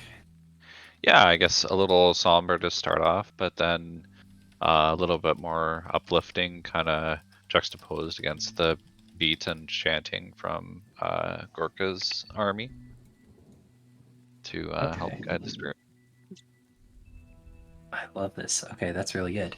You start with this Gorka's very emotional, kind of enraged plea for Halifor. To Halifor's body to return. The rhythmic drumming of her ancestral spirits. You start out matching that as you start firing arrows into these kind of gongs and bells that you see arrayed around the room. And first matching the mood, but then lifting into a bit more light, hopeful, lively tempo, as that is what you want to instill in Halifor. Beck looks a little surprised at the things you guys have chosen, but nods and continues chanting, his voice kind of picking up tempo as you continue to fire these arrows. Scout, you see the crystal glows brighter and brighter. Craig mutters, "It's time," and completes the casting of the Raised Dead spell. You see the gem kind of break apart and the light that's been filling it flood over the body of Halifor. All right. 3 successes are really good. Especially because you guys pick skills that like you guys aren't really good at too. Same thing as before. Rimson, I've got 4 dice here. Which color do you like? I've got metal, purple, red, colorful metal. Metal, not colorful. Metal, not colorful. Okay. Same thing. I'm going to roll and then I'm going to roll it into the stray. Hands up. Do some narration and see what happens. Casey looks like he may actually be dying. I think I'm passing a kidney stone or something right now. All right.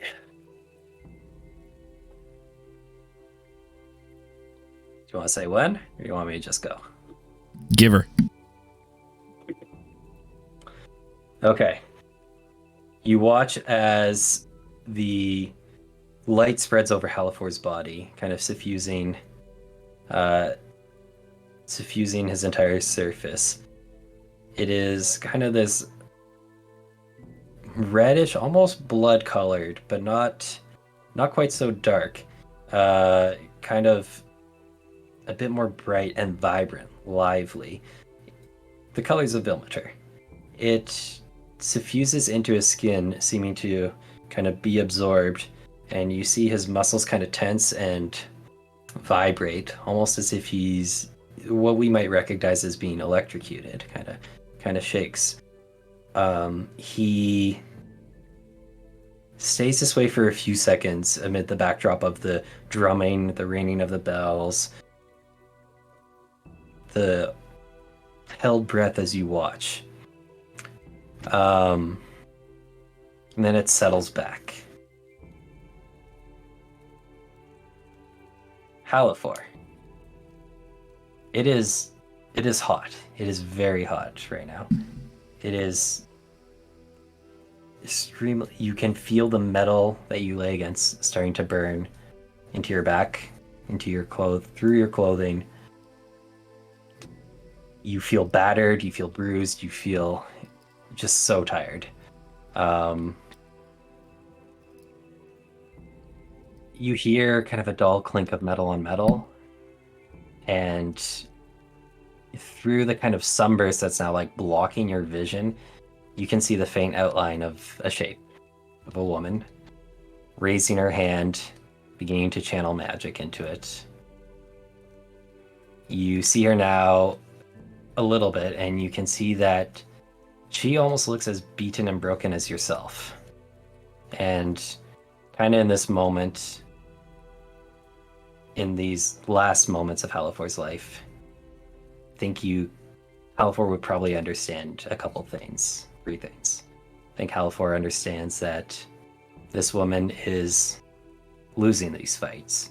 This fight. You can hear the shouts and grunts of exertion of your friends, and you know that as hurt as they are, as badly beaten as you are, they have more than enough left for this woman. I think you understand that so many of the things that you did throughout this fight won this victory, dispelling her spirit guardians, seizing control of this, whatever this thing is that you're kind of clutching in your lap now. All the hits that you took as various animals so that your friends wouldn't. Any one of these things, if you hadn't done, you don't know that you would be pulling out this victory today. And I think the last thing Halifor probably understands is that you're not going to be around to see this victory when it comes. So in this, these last few moments of Halifor's life, what was Halifor feeling? Halifor felt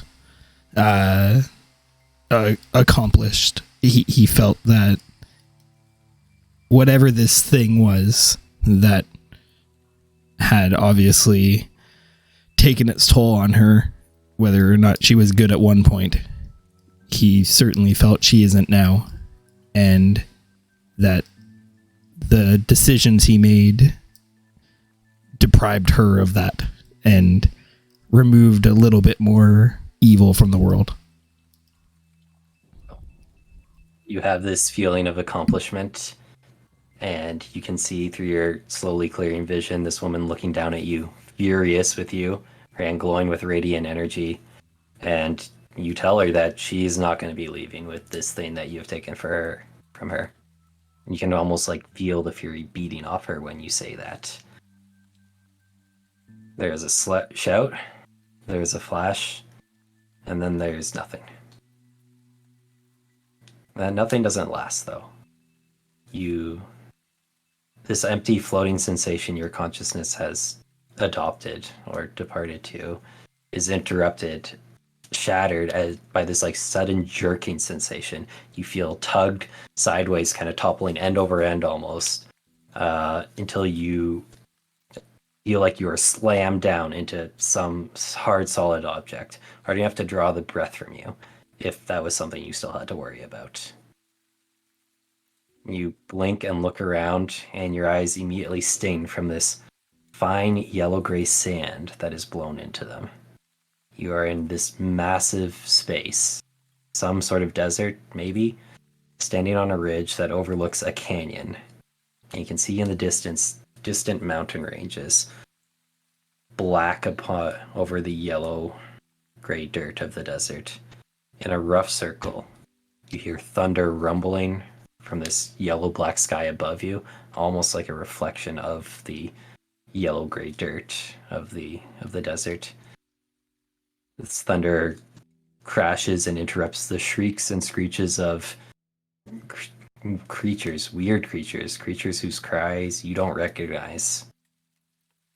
And looking across this like valley floor, you see a gargantuan fortress.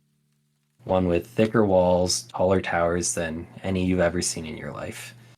And all built of what looks like some sort of polished, kind of olive green stone, metal, something. It reflects the light in a way that unusual. It's not regular stone. And despite this structure, this sign of civilization, you feel utterly alone in this new place. Only for a moment, though, because those shrieks, those cries that you're hearing on the wind between the thunder blasts are suddenly closer. And looking over your shoulder, you see some quadrupedal creature, deformed, gray-green, mutated skin, covered in pus and blisters.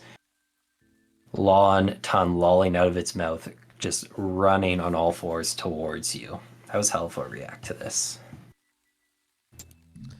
Halifor would try and do what he would always do in a situation in wild shape.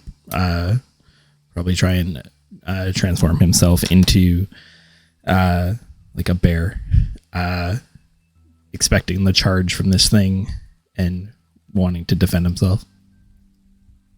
You do that. You whirl around and you looking down at your kind of hands and body as you begin the change. You notice something weird. You see like this inky black fog or smoke kind of pouring off it. You only have half a second. This is the first proper look you've taken at yourself, but you only have half a second to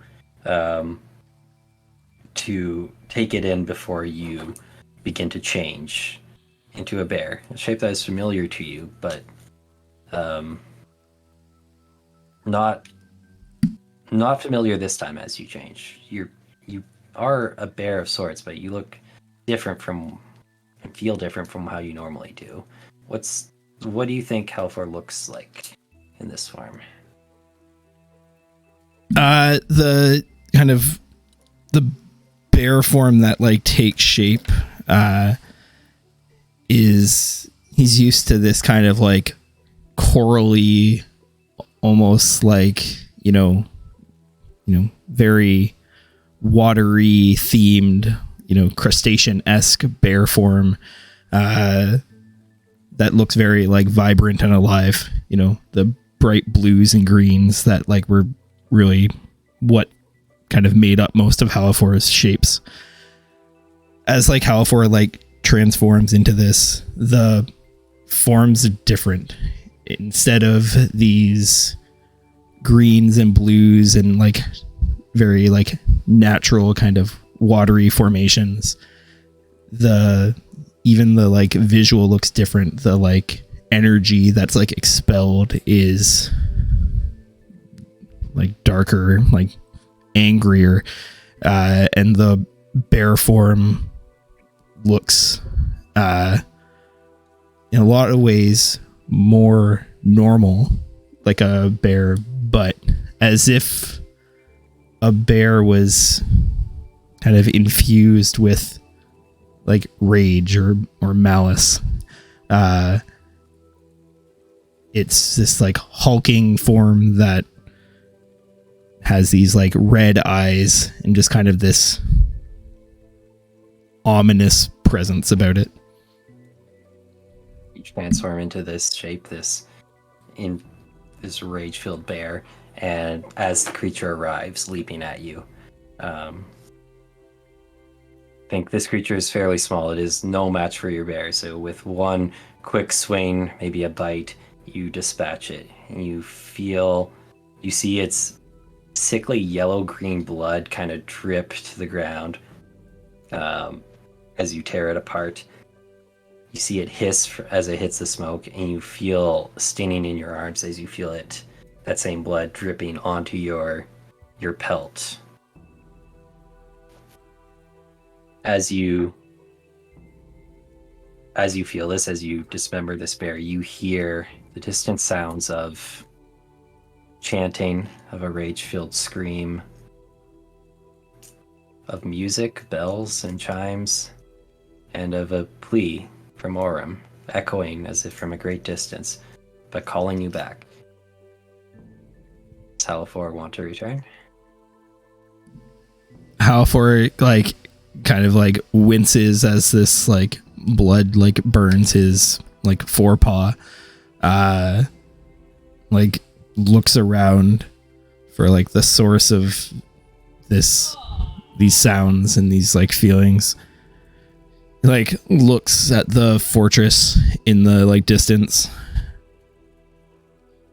and then kind of like takes a look back from where the creature came from, and begins to walk off towards the sound of Orym's voice. Back in the temple, you watch as the light of the spell has faded from Halafor's body, and you are left waiting. The convulsions finish. The shape lies still for a moment before, with a gasping breath, Halafor awakens. Y'all rolled a 5. Don't know if it... Good thing there was 2 passes. Yeah. I see. Wasn't great, but you guys did get it on the first part, so... Yeah. Halafor, you come awake in an unfamiliar space, a place you've never been to, surrounded by your friends, this weird bird man standing over you, listening to drumming, chimes, and smelling incense, smoke, fragrant oils. How's Halafor feel? How's Halafor look? Yeah, Halafor kind of like blinks a few times, being unsure as to like why he's not a bear anymore, where he is, what happened in the, from his perspective, like moments from, getting struck down to wherever he just was to now again. And kind of like looks down at his body and is almost like the like first breath he like draws in is one of shock almost. His like bluish green skin is now this like ashen gray, almost like with almost like a purple tinge. His hair, or like the almost like fins that were hair, are gone. And he just has the few fins left around like his ears. And can we drag this on? Yep, I got it. Okay. I need to put a border on it. Yep. You all look. Halafor is alive. Returned. Looks does he different. actually look changed. alive? He's breathing. He looks alive. I roll for initiative. With that, it's 9 o'clock. Let's take our break. Okay. Yeah. All right, guys. Halthor Well, opens his mouth and you hear Lars's voice. Ready, motherfucker? Orim starts handing out DNRs. okay. All right. Well, guys, I'm back. So that's great. We're gonna go get snacks, drinks, and bios, and we'll be back in about 5 minutes. And thanks everyone for hanging out with us so far, and we'll chat soon.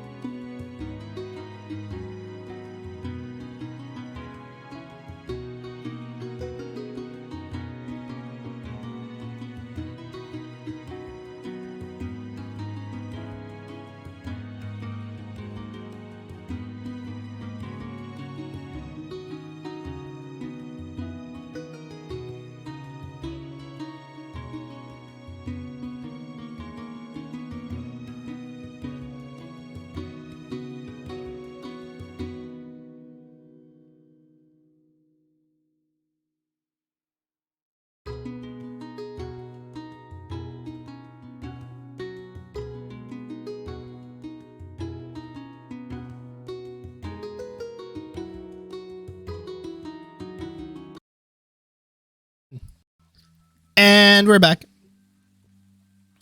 We has the snacks, the drinks, and the bios. And now a living Halifor. How a living, breathing Halifor. The question You on the all- living part. I have a question on the Halifor part. You all watch as this spell ends, and amidst this music and that you have generated, Halifor takes a shuddering breath and appears to come away. Orem? What happened? Where? What? Welcome back, buddy. You died. I remember. But where are we? That was but a moment ago. It's been a couple of day or two, buddy. You fought bravely, and you right pissed her off. But she had the last laugh. But if it wasn't for you, we wouldn't have been able to finish her.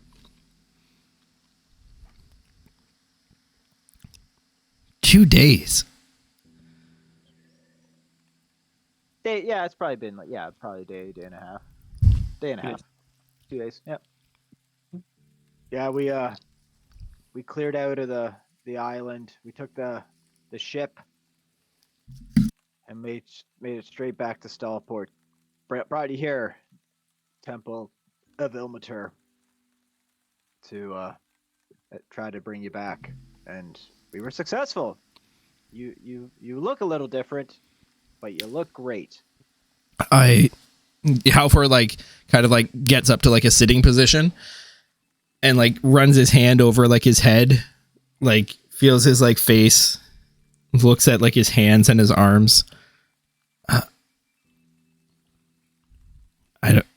I was somewhere. I heard stomping and bells in your voice.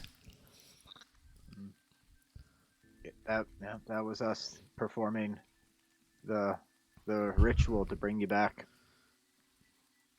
I don't know what happened though. Did she do this to me?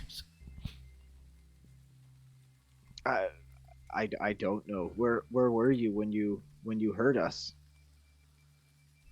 A desert. The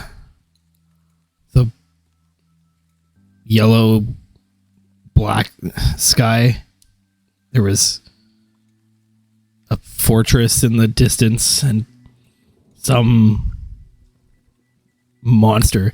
Halfor reaches down on his forearm, feeling the spot where the blood burned. Is there any mark on his See forearm? a couple bright red irritated patches scabbed over. Something attacked me. I killed it, but would Orim from this very broad description of a desert and a fortress, and would Orim ping anything plane wise, world wise? Religion check, I think.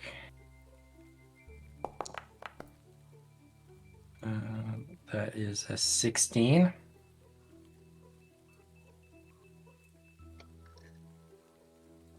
I think from the combination of Halifor's description, the environment, certainly extraplanar. This creature that he described as attacking him, and the information from Ilnaris, I think it's reasonable to conclude this could be the Abyss. Oh. Okay.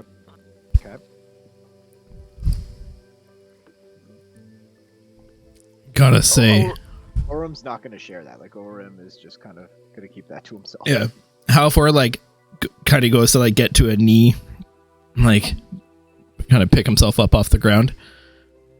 Buddy. If that's what's waiting on the other side, I don't think I want to do that again. Well, I'll try to do a better job next time. I'm sure you did everything you Gork has could. been quite critical of what has happened. But he's back, so everything's good. We're Is gonna it- take a level of cleric to show you how it's done. Is everyone else okay? Everybody else is fine.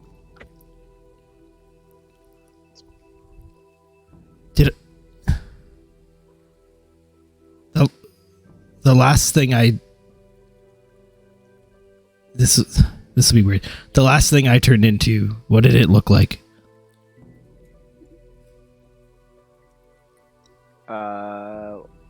Was it? What was the? I think the last thing Halafor was the turned bear, into yeah. was the bear. Was the Yeah. bear? Okay. It was. You turned into a bear. It looked like a bear. Like you always look like when you turn into a bear. Well, we had to wrestle the crystal out of your flipping mouth. You see, like Halafor kind of like sheepishly looked down at like the ground. Not my best moment. Yeah, it was a good time. Gork I- got to wrestle a bear. Yeah, it won't be the last time, I'm sure. Guys, I gotta know if this was just in my head or not. You see like Halafor kind of like get up and like back away from like people trying to go to like a more open space in the room. Are you sorry? Before this, are you guys gonna? Krek was still here. Do you want to send Krek away, or are you doing this in front of Krek? I'm Just doing for it in front of Krek. Like Okay. Halford hasn't really even acknowledged Krek. He just assumes Orem the one who fixed him. And he's like, so he backs up and just kind of like looks around, making sure that there's like space. And Halafor is going to wild shape into bear again. Cool.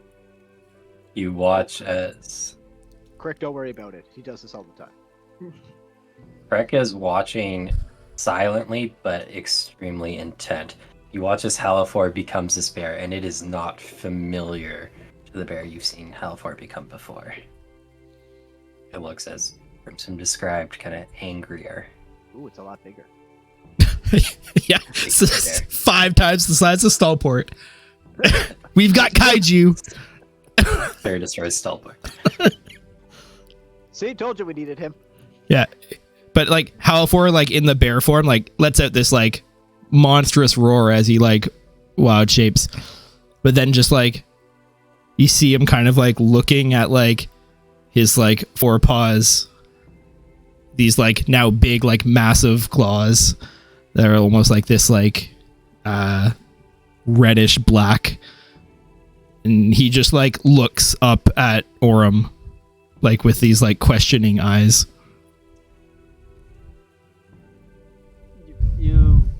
You look different. You look a lot angrier than the other bear form. I don't think Ryson's gonna shove his arm down your throat anymore. That's for sure. You just see like however his head kind of like drop as like a bear, Oh, it's okay, buddy. and he I pet the bear. Halafor shifts back into Halafor form. Oh, this is awkward. Now I'm petting your head. So smooth. It just goes from furry to smooth. Ooh. I don't know what happened. That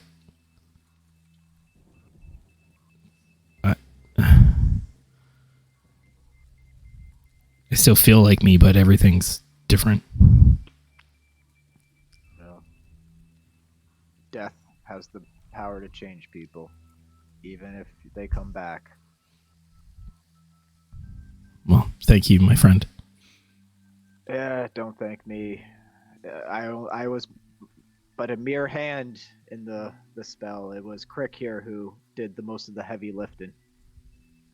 I did a fair amount as well, Yeah, yes, of course. but I'm glad to have you back, Halifor. Thank you, Scout and Gorka Ryson. Thank you. Crick, is you? Yes. Hello. I don't believe we've met previously. My name's Halforth. Guess I owe you my life. No, that will not be necessary. Your friend is a devoted follower of the broken god. So am I. No. He convinced me of the urgency, and it's merely the vessel. You have them to thank, really. They were quite impassioned in their pleas to get you back.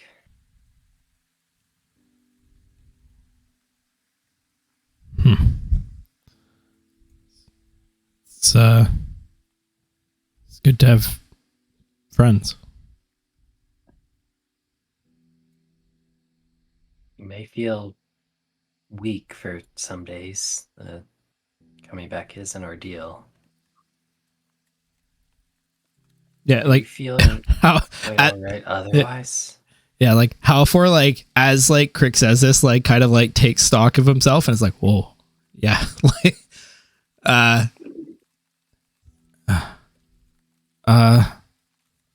sorry, quite I mean I feel the same, I think. I certainly look different. Is this normal when you bring someone back? I have done this very few times, so I can't exactly claim to know what is normal, I think. But this has not happened before, and I have not heard other clerics describe it before, so if I had to guess, no, I do not believe this is normal. How do you feel, besides a little weak? Gonna roll wisdom, I guess, for Halifor to kind of get a sense for his sense of self. Gonna have to go subtract a little 4 from that, as you're under the effects of the raised dead spell. Yeah. Cool. Pretty good still. Yeah, 18. I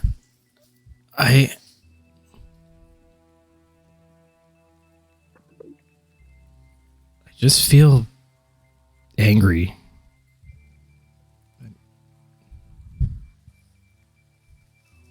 I don't know. Something's off.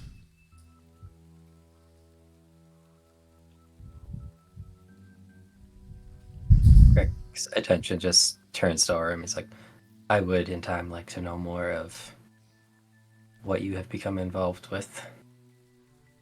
How this came to happen. I've heard tidbits that concern me, but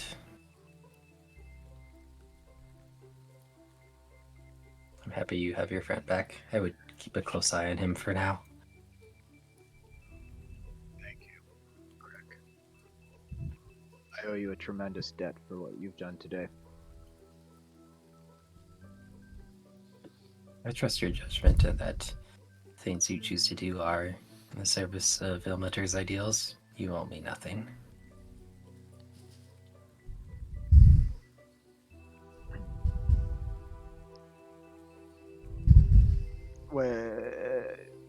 With that, like Orem would kind of just like probably like make his way to the altar, kind of give like a quick bow to the shrine, and then kind of just like gesture to the party. We should probably depart for time check, day wise. It's getting into later afternoon because you guys arrived kind of midday-ish. Probably make our way to the Thirsty Yak, settle in. I've got a few stops I want to try to make in town before the shops close. And I think there might be an angry ship captain looking for us.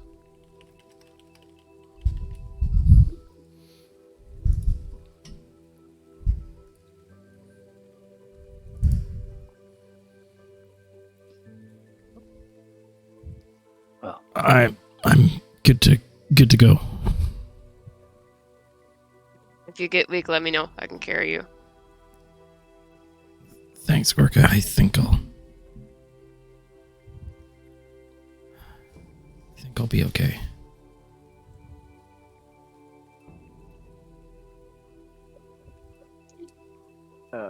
On the way out, like Orym is going to just drop 10 platinum pieces in the donation bin by the front door. Krek notices and gives you a kind of grateful nod, but kind of just otherwise watches as your party departs. I don't even make eye contact with Crick.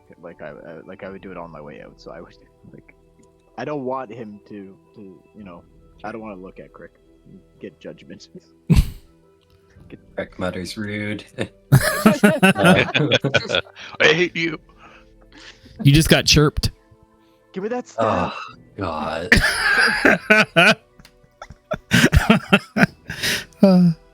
How dare you? You made him an Eric Walker. Okay. That was pretty good. Okay, so you guys have Circus getting mid-afternoon or so. What are y'all doing? Orym's first stop is a blacksmith. Yep, easy enough to find. There's quite a number in the city. The one you went to previously was called Hammer and Ponds.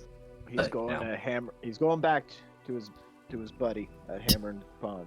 Your buddy, the dwarf Thoradin Strongheart at Hammer and Ponds. Did you say, Orym, that the longship captain needed something? I can go pay. He said he needs money. Yeah. Now that we're out out of the temple and away from Crick, we flew that ship that we found off the island in the air. Yeah, it did fly. We got it working, but we haven't paid the longship captain for his services yet. So they would be coming into dock later tonight, and we've left a note for them to swing by the Thirsty Yak to get payment for their services. And they might have some questions because, again, flying ship. He and I got on pretty well. Do you want me to try and head that off at the pass? Yeah, you can handle that conversation. They should be coming in kind of around dinner time or just after dinner time, we figure. I just want some time to kind of think this through. I can maybe wait for them down at the docks. Yeah, that works too. I'll meet you at the inn after I get him squared away. Yep. Orym would try to get Ryson's attention and just be like, Ryson, follow. Yeah. You got it. Yeah. Halfor, he's not really paying attention, even if he notices Ryson following him. It's not he cares as long as Ryson's not with him. He's not trying to hide or evade Ryson. Sure. We'll roll stealth versus probably passive perception anyway, just to see where we're at. Oh, halfling. 15. Do you notice? It's probably borderline, isn't it? My passive's high enough, I think. Okay, so yeah, you do notice this halfling kind of tailing you. Maybe don't pick up on it immediately. He is very good at what he does, but kind of has to cross a few empty streets to keep pace with you, and you clock that Ryson's following you. At some level. Whether Yeah. you're paying it any actual mind. Yeah, I'm not. And yeah, Halfor's just going to go to the dock and wait for the ship captain to like pull in and try and like head it off immediately. You got a couple hours waiting down by the docks, probably doing a lot of thinking, but yeah. How is Halifor feeling anyway?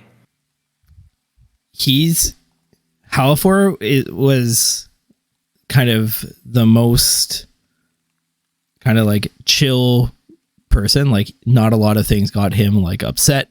You know, he didn't get angry. And like he's really struggling with this just like almost like just below the surface, like seething like rage that he's like feeling. And he's not doesn't know why. He's not angry at anything. He's just angry. And it's a really new feeling for him. And he's kind of wrestling with the like logic of it versus the feeling of it. It's like, I just got brought back from the dead. There is zero things I should be angry about right now. But I'm furious and I don't get it. He's kind of like made a note, a mental note to talk to Gorka about being angry, thinking that she may be an expert on the topic. Cool. That's awesome. Very, very cool. You have a couple hours sitting at the docks watching the sunset over the river out towards the ocean to kind of mull over these thoughts and feelings as you wait for the ship to arrive. In the meantime, Orem, you wanted to go to a blacksmith? Yep. Cool. First stop, blacksmith. Sure. Yeah, you arrive at this somewhat larger blacksmith run by this dwarf, Thoradin. What are you looking for? Looking to sell today. He kind of recognizes you, greets you as you walk in. You tell him you're looking to sell. He's like, all right, just haul whatever you got for me up on the counter and let me take a look. Orem will like kind of reach over his shoulder and pull Dawnbreak off of his back and put it on the counter. So quickly abandoned. I think he made or upgraded this for you, didn't he? I think Yeah. I bought it. I think I actually Yeah, I bought think it you from bought him. it. Well, I do recognize this piece. Not performing according to your satisfaction. No, it served me quite well, but I've seen enough death in my lifetime to last me now. Well, all right then. I believe I sold it to you for about 300, 350. I can't. I Yeah. can't remember. I'll take whatever you want. Whatever you want to give me is fine with me. I'm not looking for a deal here. That's pretty honest. I appreciate it. I don't really have much of a taste for haggling. I'll give you 200. I could still made a profit. I think I'll be able to resell this anyway. I'll take it. Quick and simple. I like it. Shakes your hand and counts out the coins. Yeah, you got any rings of protection in stock by chance? You specialize in that? You roll a luck check here. Let's see.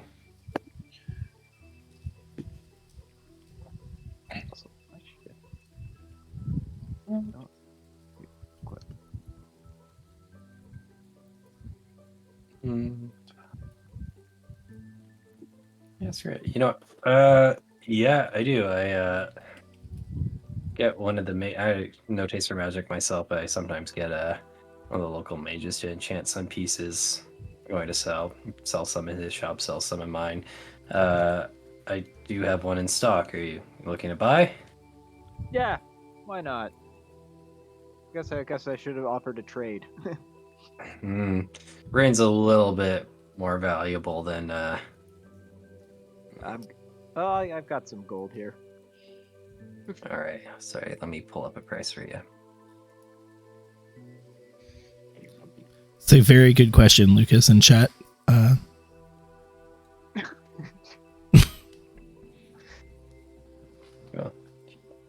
He's kind of looks you up and he's like, "Look, I like you. I can give it to you for 2K, For how much? 2,000 gold." Orim pulls out a couple of gold ingots, puts it on the counter. His eyes fully widen. It's like, now where did you come across these? You wouldn't believe me if I told you.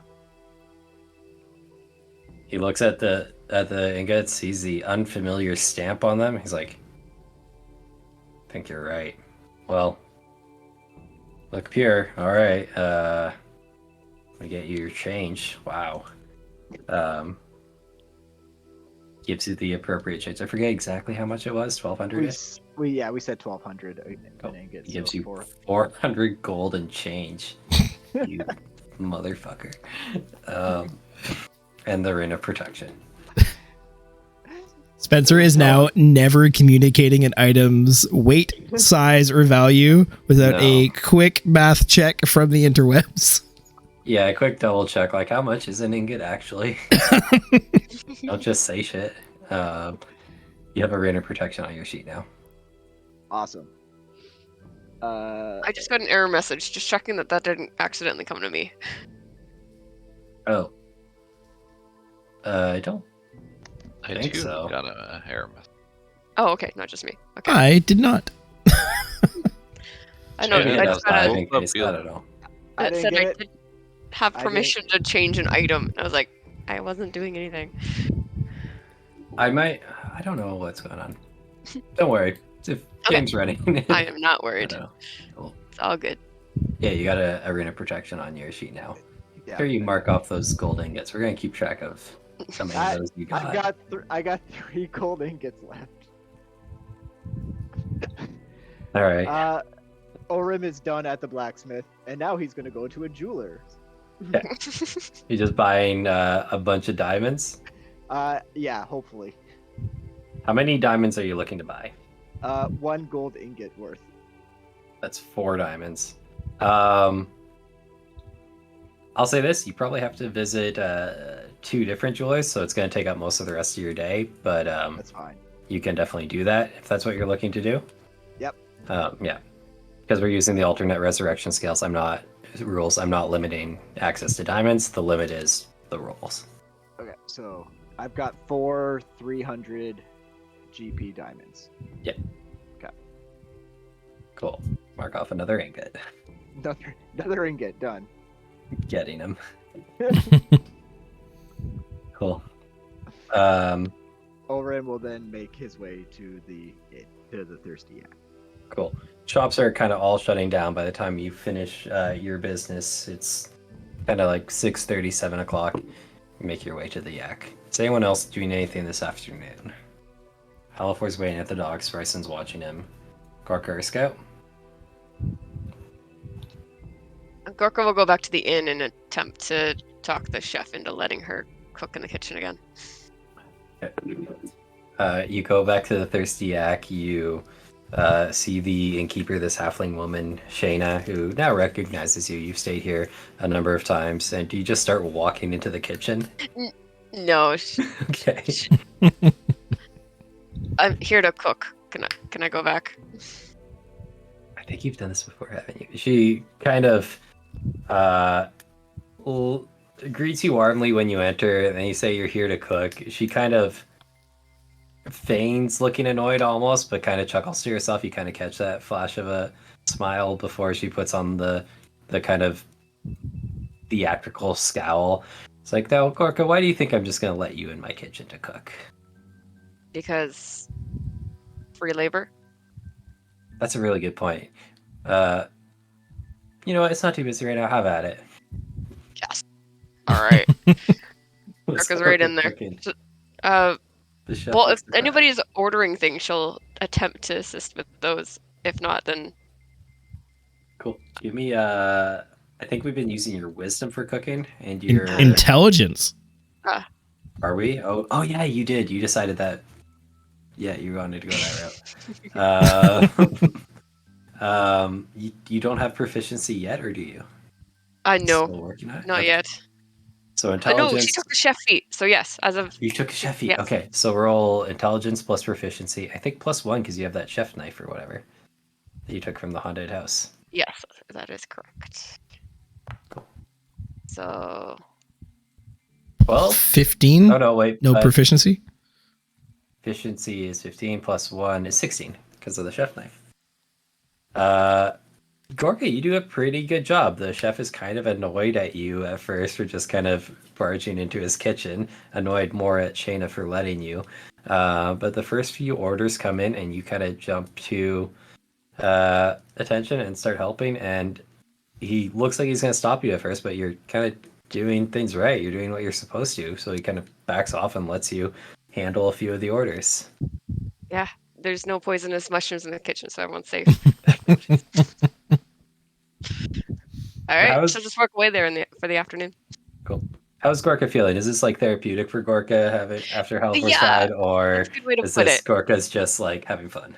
This both, but I think it is Okay. kind of therapeutic because she doesn't really show up much, but she's had an emotional day. Very cool. This is nice. You spend an afternoon helping this cook. Towards the evening, it starts getting a little bit busier. And I don't know, do you try and stay on for the dinner rush? Or do you She get will to go? try, but if they kick her out, she'll ask for a ale or something and go sit in the inn. I think you get about halfway through before it starts to actually get too busy, and they're like, okay, another time, but we gotta take over this for now. All right, she'll just wait Since for you had people to the show up. coffee room. Cool. Did Scout have any business in town? You've secured a bunch of arrows. Just regrouping with friends, or what you doing? Yeah, I think that sounds good. Cool. So, evening comes. Most of you kind of gather up at the inn. Gorky, you kind of finish your cooking at about the same time as Orem arrives back from his shopping trip. Halifor, you are at the docks having these thoughts when you see a familiar launch ship kind of pulling into the harbor. I imagine you make your way kind of in the direction of where it's docking. You see it kind of pull up, and it hardly stops before you see this like human man, and like it's still getting tied off by the rowers. When you see this human man, the captain Ulrich, kind of leaping off and like wide-eyed, start kind of like angry looking, almost storming his way down the dock. I just will flag him down. It's like dark now, right? Or like dark-ish. Darkish, yeah. It's like twilight. Yeah. Yeah. Halifor will probably kind of pull up like the hood on his cloak, kind of try and push his new look a little bit deeper into the hood. Captain Ulrich, it's Halifor. Kind of it's kind of storming down the dock. When he hears you, kind of stops and snaps. He's like, and then he's like, "What?" And walks quickly towards you. Like you kind of become the center of his bewilderment and frustration. And he walks up very close to you, gets kind of in your personal space, and he's like, "What in the hells was that? You just left us out there. And what was that? What were you on? What was that ship? It was flying." I honestly don't know. I was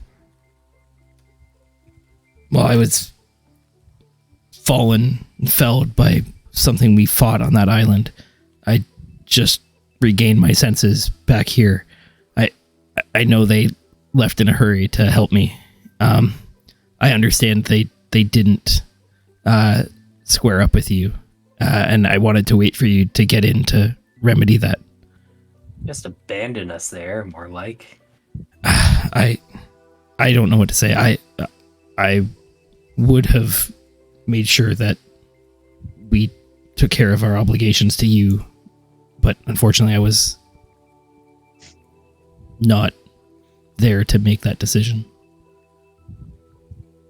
Halifor, give me a persuasion check. Do you have a -4 still? Yeah, can I have a player advantage? Sure. The near-death guy making his checks. He is somewhat. 14. Wow. Oh wait, I should roll again. That was just single roll. Yep, I'll take the 14. Take the 14. Okay. You see, he was angry when he saw you, but even quickly the anger started going out of him, especially once you said that you were like waiting to meet him to square up. Like part of what was upsetting him was the thought that you had screwed him and his crew. Once it became clear that that wasn't the case, some of the anger went out of him. Hearing you say that you were felled on there and that they had to come get you back does generate some sympathy, it seems, and you kind of see him soften a bit. He's like, okay, well, I appreciate you meeting me here to square up. It's an honorable thing to do. The least I could do, seeing it was my fault, they had to leave. Right. Yeah. I think we owe you for at least 4 days, right? Yeah, 4 days, and that I think was a little more than the crew and I were expecting to get into. So I believe you said it was 60 gold per day. That would be 240. Why don't we make it, say, an even 400? And what you guys went through even to get us there was harrowing. 400.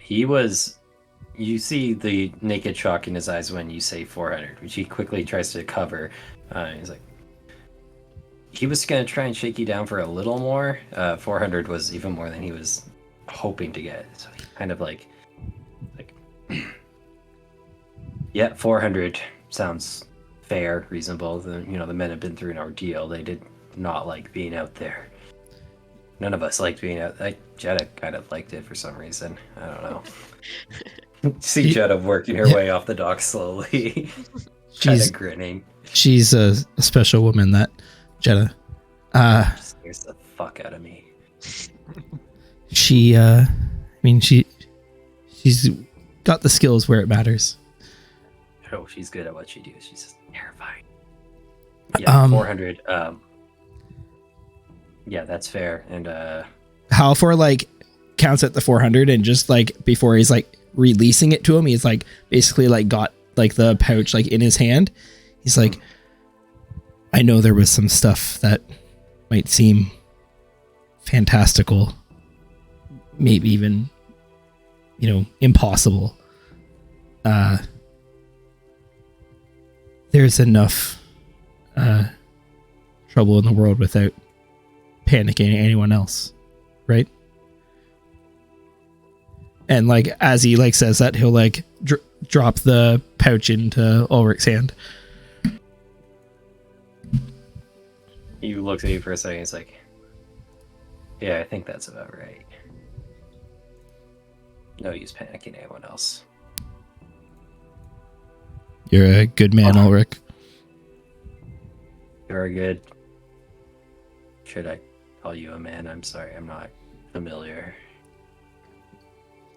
I try to be. I think I am. And Halfor just kind of like turns away and starts walking back. He wants to kind of like spot Ryson, like probably like down some alley or wherever Ryson's lurking. Newspaper.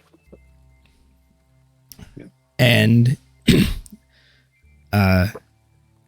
he'd look to Ryson and just be like, I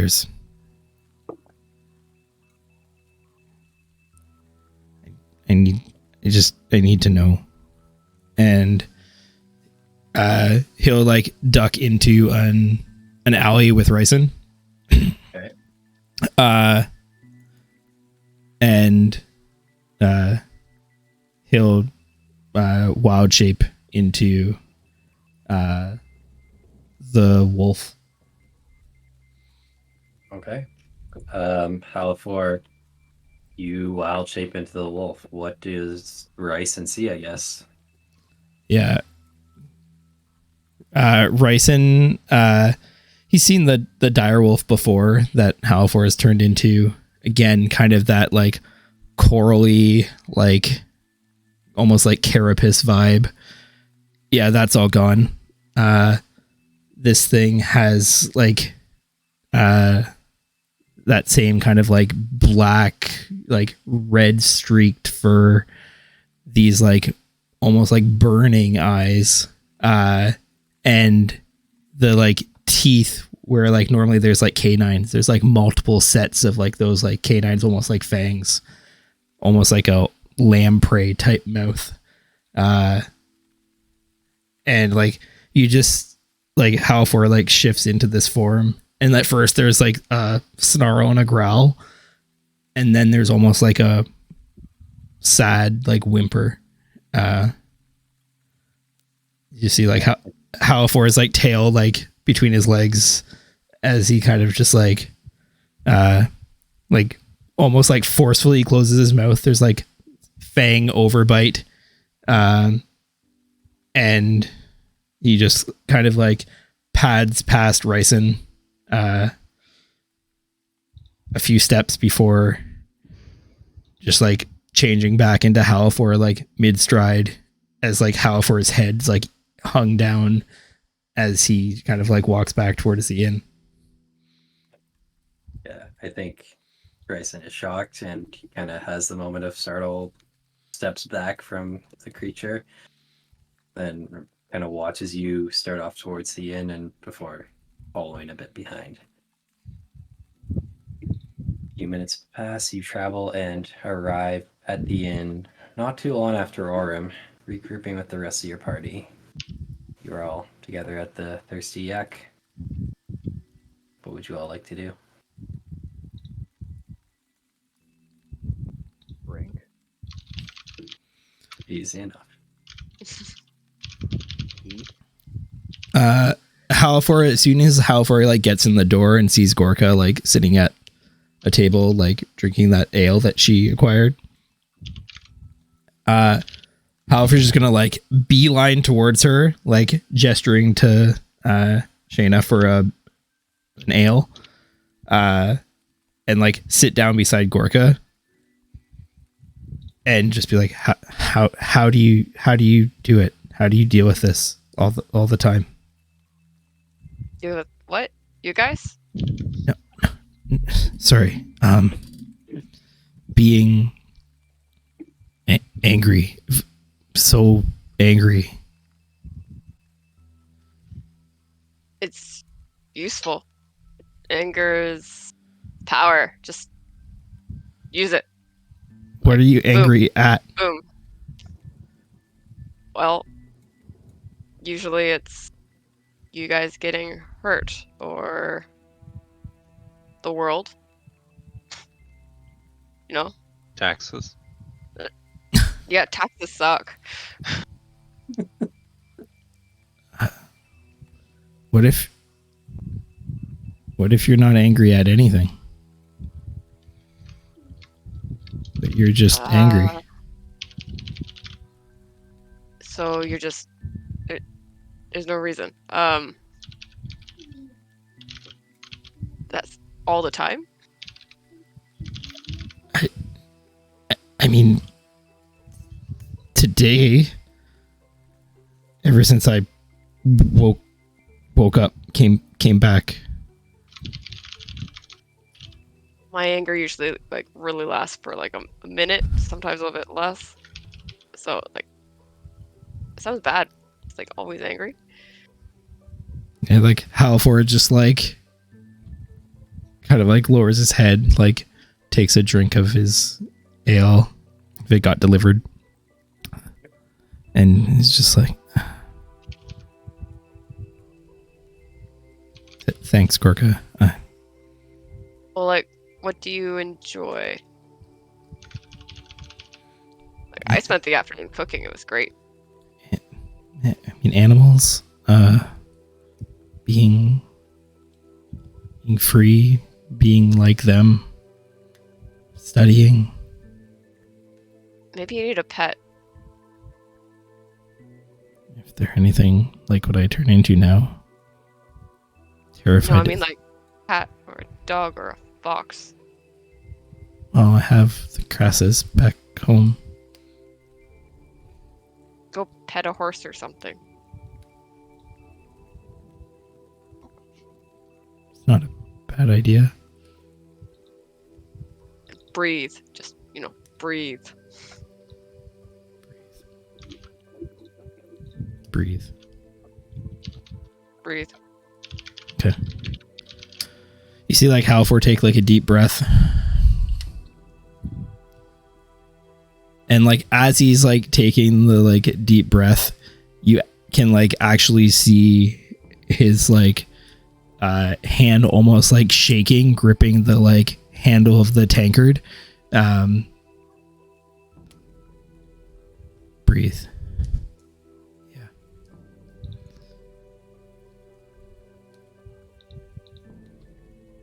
Well, thanks, Gorka. You've given me a lot to think about. Appreciate your insight. Anytime. Good luck. Deal with that anger. Useful in battle, but not when you're not in battle. Yeah. You're right.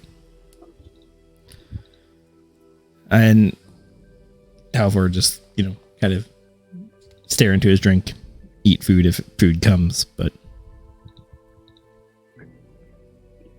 You guys get food, beverages, have a night to recollect yourselves. What oh, are you, Orem, the captain's dealt with. I paid him off. Oh, okay. All right. Whew. He Phrasing, Halvor. Phrasing. oh, sorry. racing anymore? He's I think he'll be discreet about your method of transport as well. He was well compensated. Excellent. Excellent. Like if Ryson like comes in, Halfor will just like give Ryson the nod. Oh yeah, racing came in shortly after you. Yeah. He was gonna just behind you. Okay. He joins you guys at the table. I mean, I guess we should. Like, what's next for us at this point? Well, did we decide if we trusted the lady? What's her name? That wanted us to even check these places out. Yeah. I don't think we reached I don't think we came to a consensus on that last time. I think we're still kind of spinning our wheels. Like, do we trust her? Do we not trust her? Do we tell her? Do we not tell her? We know that 2 other pieces of the staff are MIA, and the other 2 are still under guard. And then we have the 5th. She was gonna do research. She might know where another is. Do you know what these things are? Is it that thing that I grabbed? Is Delta talking to us? Yeah, Delta speaks Druidic apparently. Delta is squawking at us in a foreign language. Delta rolls up a table and just sits in no lower than expected voice. This portal. Yeah. Incomprehensible word. Halfor like kind of checks in with the group to see like what, if anything, they learned after he died. Like, I guess, yeah, like Orem would kind of like the artifact that you pulled out of that sphere was a piece of a staff, one of 5 that are or were under guard by people like Ilnaris. There's 6 total. I thought there was only There's 5 6, total. yeah. Oh, fuck. Great. All right. There's 6 total pieces. We've got 1. 2 are MIA.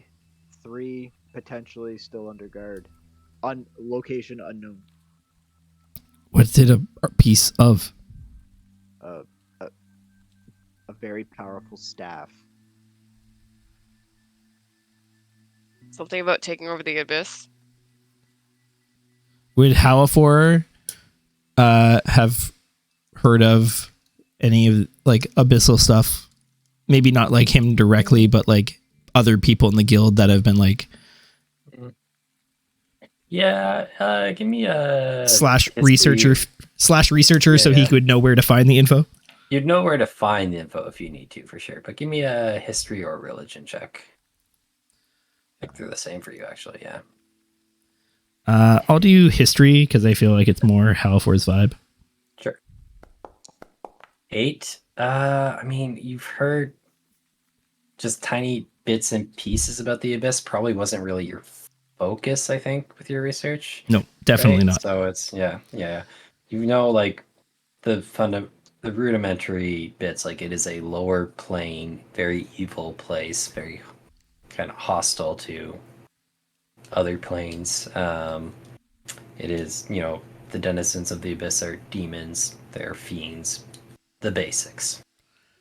Would I know where to go and find more information about a powerful abyss staff or the abyss itself? Yep. Many of the temples would likely have their own private libraries, and that is generally something like fiends are something many religions take a strong interest in. Mhm. Put it lightly. Larger universities or academies would certainly have it as a topic of study.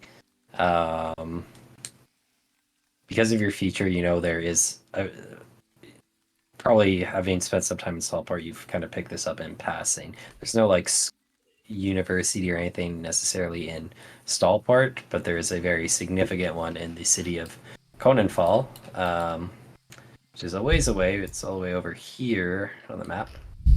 Called the Erdwell Academy. Very, very prominent. So that would definitely have lots of information. Okay. But don't want to go that far. Then the temples are a good starting place. Gotcha. Okay, cool. I guess Halafor would offer up then to like Orem hearing this. Do we know much about it? I can do some of this research if we're not sure about what's her name. All we know is what's her name has told us, and she was the one who sent us to the island to begin with. She might have more information. I mean, we could always check back with Crick. I mean, I do owe him a more in-depth explanation on the ins and outs of our adventure, and I owe it to him for bringing you back. He might actually be able to shed some more light on this. Maybe in the morning. I'll get up early and go and see what I can find. Might help flavor the conversation. If we're not sure about our benefactor, it might at least help steer the conversation with your friend, brother, fellow worshiper. Sorry, I'm not really big on the religious stuff. It's quite all right. I'm big enough in the religion for all of us. Before you head out, come see me in my room. I can give you the staff piece to take with you. Okay. Corrupted, by the way. It's corrupted? We know that, right? Or do we not? Like If we don't, then I don't say it. it has a corrupting influence. Onara said that. Yeah. Oh, okay. You like Like, Halafor evil's won't know fine. that he was dead, but Yeah. Onara told the rest of you guys. I think even before she died, she you guys didn't know about the staff at that point, but she looked at the thing she was guarding and said, it's the most evil thing I know of, kind of something to that effect. Right. Oh, okay. This is not a leap in logic. Yeah. We're gonna rotate this around. We're not gonna let one person carry this for a long period of time. Okay. Well, I'll check in with you before I leave in the morning. Bryson's going full golem. Maybe not let Ryson touch it. Halifor just kind of like looks at the group and says like, I don't know how to thank you guys, but I'm sure you did whatever you could and had to, and it worked. So thanks. I definitely didn't want to think of any more time where I was. Nobody dies while I'm around, buddy.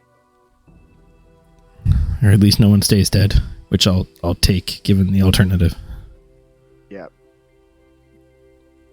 And Halifor just kind of like gives everyone a nod and drains the rest of his tankard and like heads up to bed. Cool. Sounds good. Sounds good, yeah. One other piece of info that you guys had, since it's been a while since we played, is you did have another potential lead in the map that you guys took from Caecilius. Oh. The city of Menethus. So that was tied to Right. another party member in Vilnaris. So that's your only other lead right now. But is there anything that anyone else is doing this evening, or are you guys just kind of passing it and... Orem is just, like mentally, emotionally, physically, like he's also drained, and he's just gonna kind of finish the night off in the bar, nursing, working his way through a couple of heavy pours of whiskey. Sounds good. I think the innkeeper Shayna's well used to your presence at this point, and make sure to keep your whiskey topped up, noticing that you're maybe in a bit of a funk. Gorka, anything? No, Cool. just hanging out. Maybe keeping an eye on Halifor because of his rage. I'm like, you okay? Well, yeah, Halifor went up to bed. But yeah, if you were like watching him throughout the evening, I mean, he seems withdrawn. Like he entertained like the conversation about what happened and what the plan was, but like other than that, seems pretty just contemplative. Cool. Yes, pass an evening at the Thirsty Yak, get your rooms, and one by one make your way up to bed. You can go ahead and hit that long rest button. Although I don't know if you expended much in the way of resources today. No, nothing. Cool. How far you get to knock your penalty down by one? Yep. Cool. So yeah, first thing in the morning, Halifor goes and like knocks on Orem's door. Yeah, Orem opens the door, expecting to see Halifor. Just kind of like sees Halifor, goes over to his bag, pulls out the piece of staff, hands it to Halifor. I mean, Halifor probably saw it. Like Halifor held it for a period of time. And Yep. This is it. 1 of 6. Okay, I'll see what I can find out. I'll be back maybe lunchtime. Okay. I'll let the rest of the party know. Okay. And Halifor just like beelines it for the closest temple. Cool. The closest temple, eh? The closest temple. Roll a d6.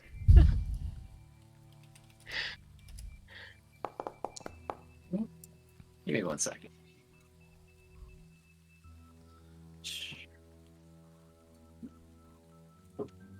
Okay, the closest temple you find is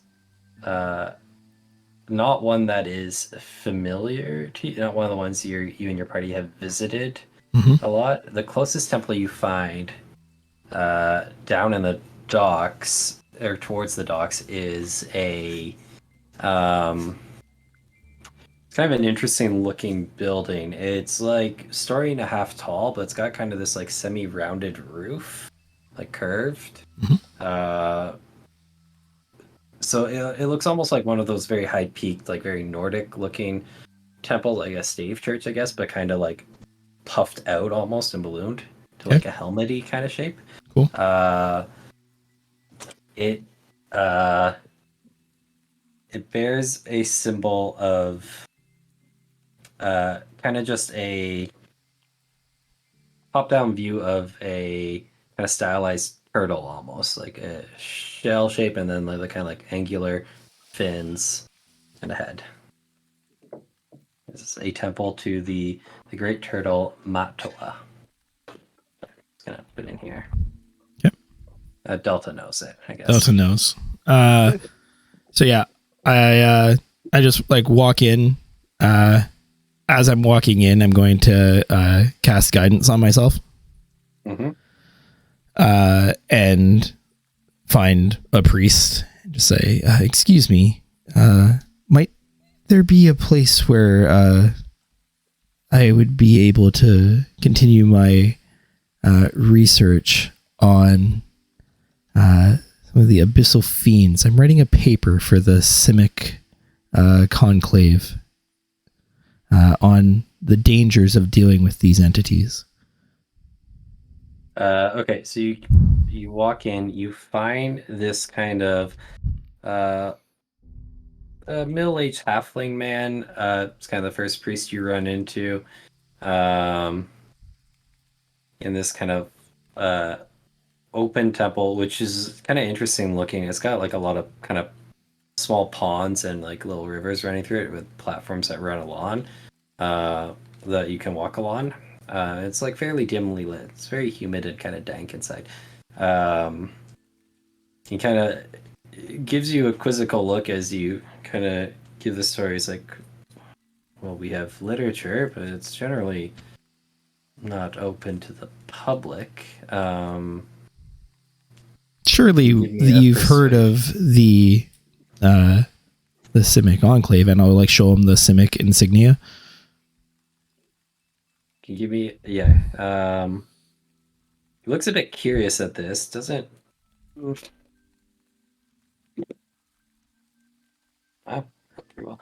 He does, after a second, recognize, oh, I think I've heard of something like that. Seems to recognize it. Can you give me a persuasion check with advantage? Because combination of your researcher feature and him actually recognizing this. That's one. 7 and 5. Mine. Oh, but plus 1d4. Like guidance, yeah. So 7 plus 1d4? Yeah. 9. 2.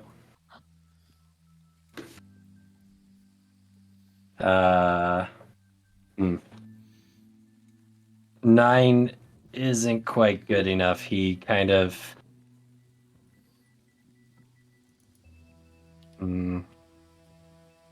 he looks a little uncomfortable. He's like, I'm sure it's for a good cause, but it's not necessarily open to the public. If you were to make a donation to the temple, we could consider you a member of sorts, perhaps. That's about the best I can do for you. Oh, I would love to. It's important to ensure these places of knowledge can continue their great work. And he'll hand over a platinum piece to the priest. The priest takes a look and kind of raises an eyebrow and keeps his hand extended. He's like, I see. They say that the acquisition of knowledge comes with a great price. And Halfor dropped 4 more platinum pieces into the guy's hand. Oh. Kind of nods. You see him walk over to a little donation box, slip 4 of the pieces in, slip 1 into his own pocket. And he. What temple is this? Yeah.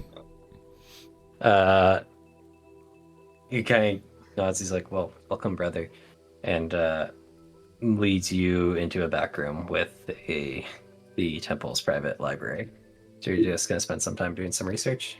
Yeah, I'm looking specifically for information about the Abyss. Any mention of like artifacts that talked of like a unified Abyss, like Gorka said. And then just like any physical descriptions of the Abyss.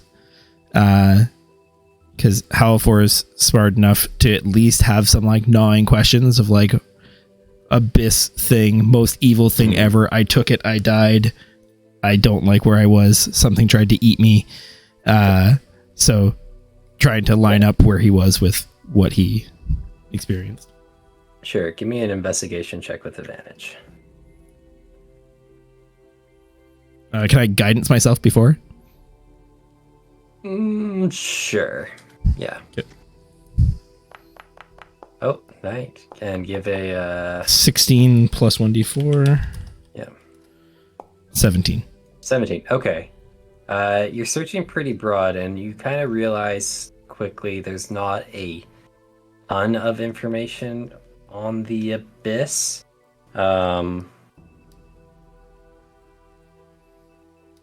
Some of what you find is a bit contradictory, but so you get the sense that it is not a plane that is well understood. Its existence is known.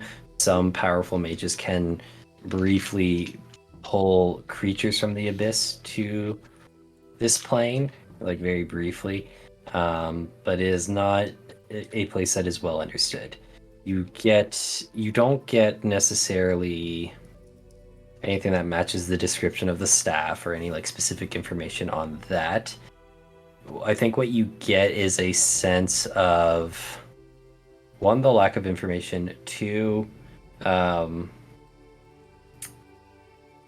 you get a bit of a sense, like one thing that is kind of consistent and well represented is that the Abyss is chaotic. There are many, many, many, many demons within the Abyss, and they are chaos incarnate, and they are not like, there are many different layers to this, many different Abyss, many different parts, and they are all kind of individually ruled. And these creatures like seem hostile towards mortals. They seem hostile towards each other. You know, there's instances of, you know, wizards summoning a few creatures from the Abyss, and in absence of something else to kill, they just start tearing each other apart. So, from that, I think, and from the context of what Gorka said, you get the sense that the Abyss is likely anything but a united place, but still exceptionally dangerous. Like, it is always spoken of with fear. Cool. How far with that would kind of like pack it up? Was there any like even like, you know, the Sunday school drawing like depictions of it that like would give Halafor like a comparative visual to what he saw? The Abyss? Yeah. There's like some sketches you find of creatures from the Abyss. There's no sketch of the Abyss itself. Mm-hmm. You do get the sense, I think, as well, that it is extremely varied, these different layers or pieces of the Gotcha. Abyss. So like there's no consistent way to represent it almost. Cool. It's the only kind of consistent theme is kind of things like rot, decay, entropy. Okay. A place that is breaking down. So yeah, Halafor with that will like kind of like pack up the book, put it back, and just like on his way out, just almost like casually ask that priest, is there any of the less reputable, or maybe I've heard of people that are almost obsessed with the Abyss, any of those ne'er-do-wells in Stallport? Give me a persuasion check. Disadvantage. Disadvantage -3. Okay. What? Okay. Do it again. Okay. 7. -7. So you went into a temple and you asked where to find a fiendish cult. This halfling kind of like politely, if not super welcoming, looks up at you waiting for your question, and as he realizes what you're asking, his expression changes to one of quickly from shock to anger. He's like, sure, it's quite possible there are such things. I would not know of it and would not welcome the opportunity to know of it. I don't encourage you to either. Yes, it was. I think you should go. Yes, quite. And Alfor will like walk out of the temple, Cool. and he'll head back to the inn. Cool. You regroup with the party. What's the party doing? Rousing for the day. How long was Halifor gone for? Just like a hour or two? Probably an hour or two. Yeah.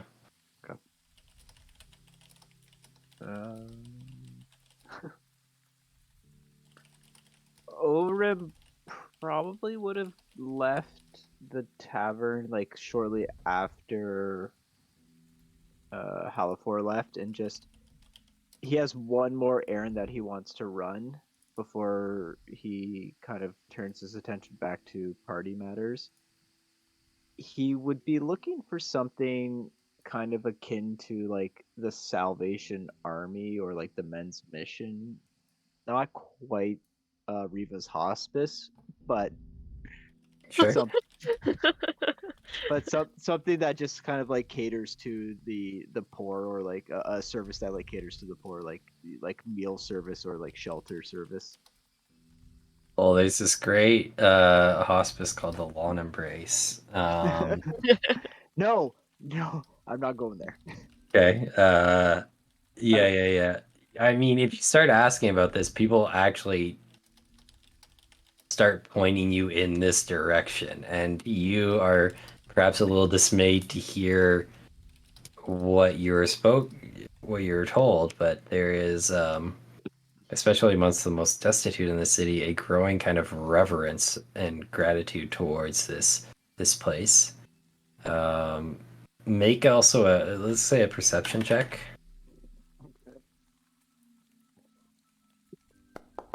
Ooh. There's something about the way some of the people speak of it that gives you a feeling. It's not just gratitude; it's almost devotion you get from one or two of them, and you don't maybe necessarily know why.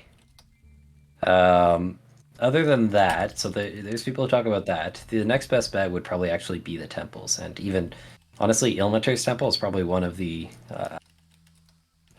most appropriate or most prominent examples of this, as you know, Ilmater is a god of kind of salvation, protection, Yeah, defense, right? I mean, like my gut instinct was to go back to the temple, but I don't know if Crick is going to, you know. Well, I mean, I don't know, he might. You could also just try another temple. Like most of them will have some sort of like outreach or you know service for the destitute. Likely, yeah. So if you want to avoid yours, you could just find another one, perhaps.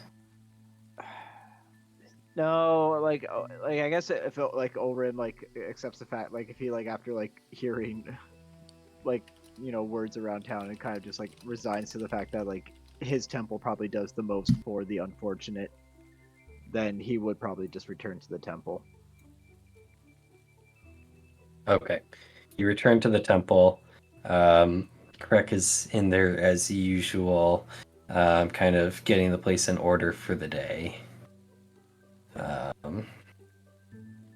Looks up at you as you enter, greets you kindly. If a little like he's pretty straightforward, so it's mostly a nod of good morning and back to his work. Good morning. Man, this is gonna be an awkward conversation. Orim kind of just like approaches Crick and just says, I know you said I don't owe you, and I don't want this to come across as any sort of insult or slap or insult to Ilmater or anything, but I need to show my gratitude for what happened yesterday. And Orin will pull out a gold ingot out of his bag and just kind of like hand it to Crick and just kind of say, to help feed, clothe, shelter, whatever needs the less fortunate require, to help bridge the gap. Rick turned and stopped his work when you started talking to him, and as you pull out the gold ingot, you see his eyes, kind of these like keen bird eyes, just kind of widen a little bit, and like the pupils almost dilate. So stare at the ingot, and kind of snaps back up to you. It's like, you're quite full of surprises, brother. This would go a long way to help the less fortunate. It is a extremely generous gift. For a You're life, quite certain? for a life, it's near priceless. And in the name of Ilmater, I don't forget where I've learned my powers, and I can only give back what I can, and I feel this is the best gesture that I can offer in the moment. Nod slowly, reaches out his hand, takes it, kind of turns it over, thumbs the stamp on it. You will do a lot of good with this. It is appreciated by myself, by the city, and I am sure by Ilmater. In Ilmater's name, I carry his word. You do him proud. And Orin will just turn and head back to the inn.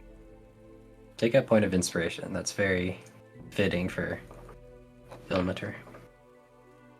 Faith. Cool. You regroup with your party at the inn.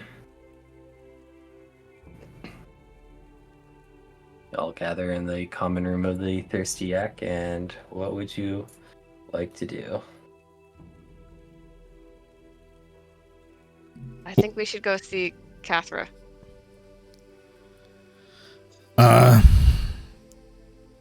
I did some research at a turtle temple. Gods are weird.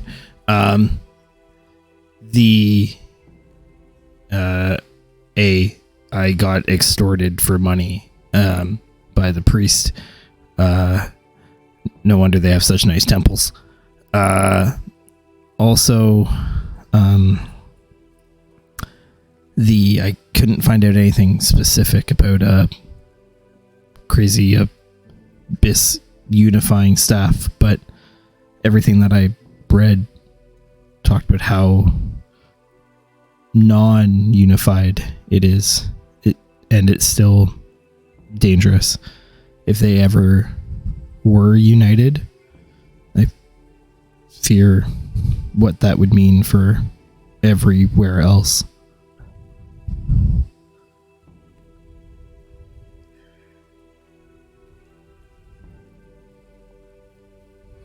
Well, I mean, maybe we don't go looking for the other pieces then. Maybe we just sit on the piece that we have and hope to hell that nobody finds us.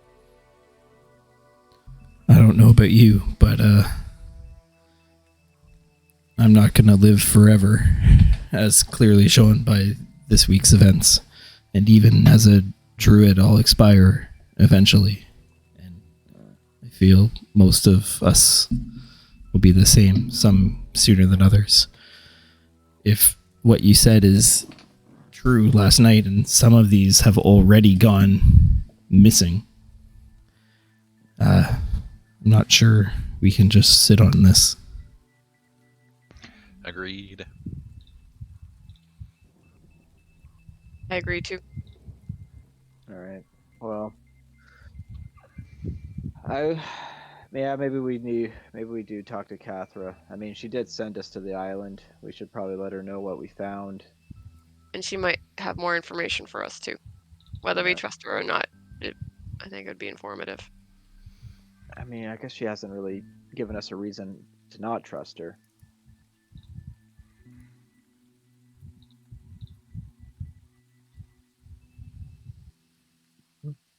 Let's go see her. All right. Okay. Gorka marches out the door.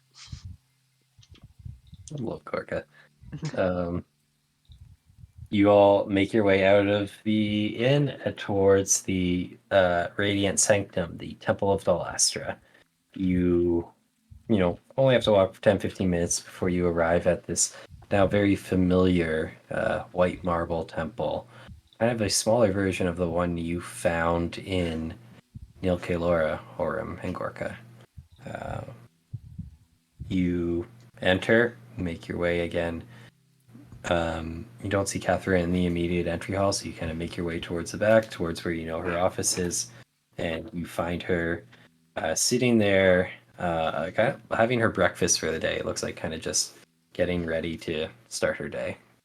She kind of looks up and kind of stands with a start when she sees that is the five of you entering. It's like, you're back. You're okay? You... Eyes pause on Halifor. You look different. There was complications. He wasn't okay, but now he is. Those were the complications. Yeah. How not okay? Mostly dead. Mostly All dead. dead. All dead. All right, all dead. Kind of blanches and like, I'm glad you're okay now. I'm sorry, I had no idea what you were getting to, clearly, but please come in. She Neither kind did of I. hustles you in, closes the office behind you, looks around, he's like, what have you found, or what happened?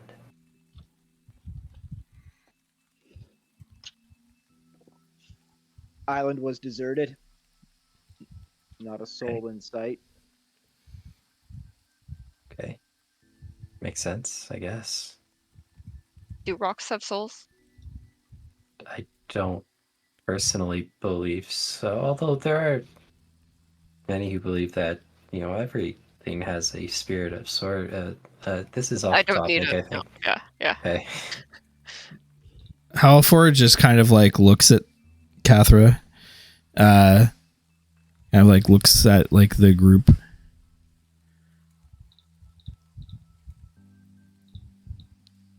Can we trust you or not? Jesus, Halifor. I like to think so, but I'm not sure how. Is there a way I can prove that to you? Why are you interested in all this? Because I think whatever they're getting up to is not good. Like the people who worship these demons, are hateful and vile and want nothing good for anyone. They want to dominate or destroy, or they seek their worship for selfish reasons, for personal power. I don't know what they're up to, but I feel like if it's something they all want to happen, I don't want it to happen.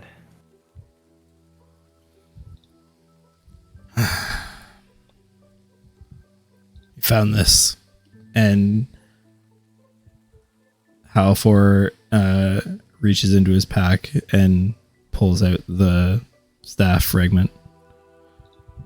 He looks at it and kind of like, you see the kind of occasional whiffs of inky black smog that kind of like puffs off it and drifts down, like kind of like fog from dry ice, settles and dissipates. She looks at it like, what is that? I I don't know, but I died to get it. There was some pretty heavy corruption at the Delastra statue. We, I guess uh, there's that's 6 moved of to these. Lastra. There's 6 of. it was Where? How do you know? vision that I saw while Okay. walking through the temple. We did a deep dive down into a cavern. Okay. Ilnaris was there, struggling. to Her say the bot? least. Nope. Or what? Jeez. Ilnaris lived thousands of years ago. Ilnaris, what are you talking about? I mean, she seemed pretty lively for a person who lived thousands of years ago. This thing, nodding to the staff, was essentially had a connection to her. Black thread. Didn't look great. She didn't look great. Put up one hell of a fight, though. The whole place was. Bot Ilnaris? It was tough. It was She was strong. It was a Yeah. fight. She killed me. We definitely fought her. That is how he felt. But we were able to put her to rest. And I think she had realized that she was going down the wrong path, and and she knew that we were doing the right thing. But nonetheless, it was tough.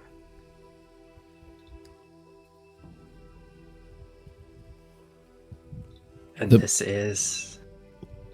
What is this? Evil. Evil. It feels evil. One piece of evil. The 5 more place. pieces of evil to go. The place was built to channel it, harness it. I could see the tendrils of this all over the island with my magical sight. I guess if you put all 6 together, you can like rule the abyss or something. Okay. 2 are missing. Ilnaris said that? You can rule the. Okay. Fuck. Okay, well, I mean, that would make sense why these cults would be after it then. 2 are missing. Where are the others? Do you know? There's one in that place, right, Orm? Or baby? Menathis? Aneth? Menethus, yeah. We have a potential lead to Menethus. 2 potentially are, or 2 are MIA, We don't know about the other ones. and the other 2 potentially still under guard. Under Potential. guard? But that's what Ilnaris alluded to. But Under guard by who? Right. that's the problem. People like Ilnaris, and if Ilnaris was able to get turned, People like. and The- we know people are looking for them. The staff sustains them. But there's a cost.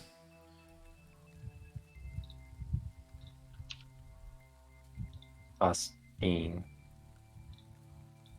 You said she kind of repented at the end or something. Is that it? The Yeah, or then she wasn't. I can't really answer that, but I can tell you she was. We didn't. Ad- we didn't addicted. have time for a cup of tea. It was like she was addicted to it. I took it away from her. I see. Okay. Well, this makes some sense. So you have a lead on another in Menethys. They're being guarded. When you see people like her, I mean, Naraf is from Menethys. Do you mean like the other her her companions from the stories? Potentially. What stories? Tell us more. I mean, Ilnaris is like a legendary figure, right? Like she's like she shouldn't be alive. She shouldn't. She was. No one knew exactly when she lived, but there was stories passed down for generations about her and her companions and how they stopped some war or something. Not really clear, consistent all the time in these stories. Um,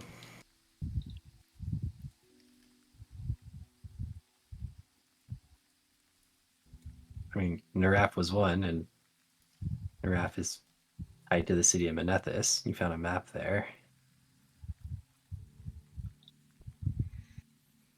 She said something about before the fight broke out that her and her companions killed whoever was wielding this weapon, and they couldn't destroy the weapon itself, so they broke it and started their vigil. But Okay. Yeah, Zakaria and Platzig are gone, whatever that means. We're two more of Ilnaris's, like two more of that party, that group. They're tied into all the same legends Ilnaris is. We're And supposed there to was be. a Fraz or Blue dude.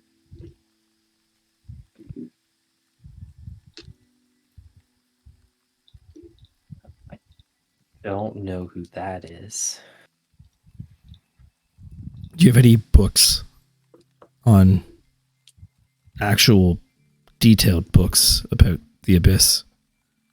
It's not a lot of details to go around. What I have is here. You're welcome to help take a look.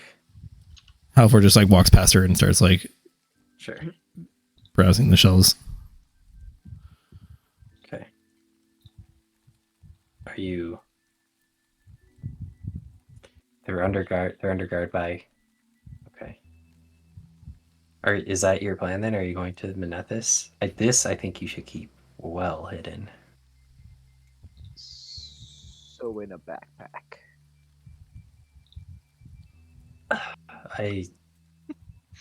Whatever you have, I guess, but I mean, close to you. Maybe don't leave it out of your sight, or We'll keep it. We'll keep it under. Under cover as best we can. And keep We it will close. share the burden too. It's okay. And don't talk to anyone about it. Like a lot of people are. It seems looking for it. Haven't mentioned it to anybody. He did. Why'd you say that? So He suspicious? did. Gorka just. I was about to roll the insight, but Gorka. She's like, Uh, who? I may have told my friend over at the Temple of Ilmater. I trust him with my life. He was the one who brought Halafor back to us. He won't. Well, He's not one to talk. I mean, yeah, I know him. I mean, I think you're better off than most people you could have told, so that's good. But not anyone else if you can help it. I think. I know those names, Sakaria and Blacksik. I know those names. Those were companions of Ilnaris. If Menethys is your next step, I can maybe try and dig up what I can about those two, the others from Ilnaris' party, and let you know what I find. Might be a way to start tracking down where these might be. Is that the goal? Or are you just gonna try and hide it again, or what? Well, I mean, I don't know if we're the best people to assemble all 6 pieces, because then that's going to put us in a right bit of a position. Sure we are. I don't know about that. You don't think so? I mean, Probably punk a dragon pretty good with it. yeah, exactly. How? Sorry. Have you ever heard of someone dying and coming back different? I haven't personally met that many people who died and came back. Any, really. I saw it performed once or twice at the temple. Did any of them change when they came back? They felt different sometimes. Like, dying is an ordeal. It leaves a mark, even if you are able to come back. Halfor like absently like rubs his now very different feeling head. I haven't heard of anyone coming back quite as different as you. Now look, if that's what you're asking. Yeah. Halfor goes back to like angrily flipping through books. I can try and look into that for you too if you want. Just focus on the adventuring party. Sure. Sure. Halfor's like snappy. Like it's not just like, you know, like a little bit like brash. He's like annoyed, bordering on like angry. Yeah. Cathra does not use it, does not push it with you. He's had a long day. Understandable. Yes. Is that your plan then? Off to Manethus? Something else? It's Are the you best. still in?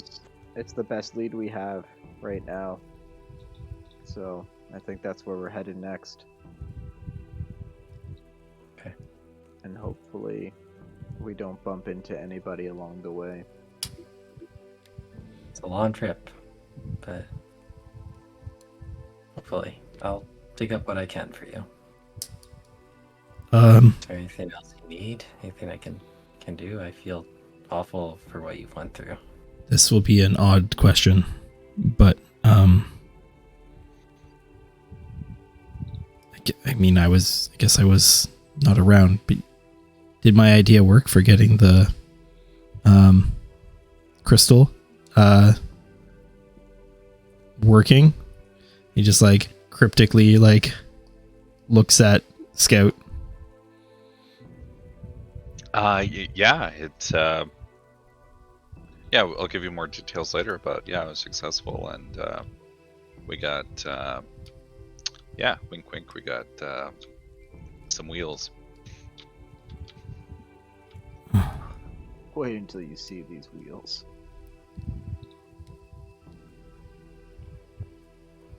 All right. Well, I don't think there's anything else then, Cathra. Not that I can think of right now. Alright, well. If you need anything, let me know. I'll try and keep you updated if I find anything. Oh, Glad you're all back safe. Safe now. yes.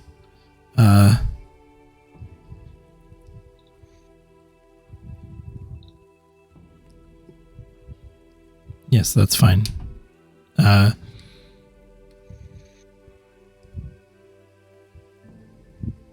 You see kind of like Halfor just kind of like absently like put the book back on the shelf. It's just more of the same. Borrow it if you want. It's fine. Thank you though. Nuts. Cool. Alright. You guys depart Cathra's office. Semblance of a plan forming. Yeah. Halfor just kind of looks at Scout. Scout, you guys obviously got the ship off the ground and got here, but did you guys ever figure out like what that sigil was? It looks kind of like my guilds, but different. I was wondering if there's a way to, between either Orem or you, just send a message to the people at my guild to see if they might know the origin of that ship. Yeah, we got attacked by a giant rock, and then we had to fight off, and then Gork was like, so we didn't have time to study the sigil, but I can work with Delta to send them. Sure. Sounds like I missed quite the trip. Yeah, a little close, but just another day, right? Yeah. Halfor would probably pretty accurately draw the sigil that was on the back of the ship again, because it is very familiar to him, and show it to Scout and Delta and be like, "Is this? Can you send this to the leader of the guild?" And I'll describe what that figure looks like. Absolutely. When you say the leader, are you thinking the boss of the guild? Whoever Yeah. Or are you thinking a division leader or something? I know it would be the division leader of the exploration group, the group that I think would be most likely to be involved in, expeditions. Cool. You're sending that to... Yeah, and the words, because we're saying this acts like sending, right? Yep.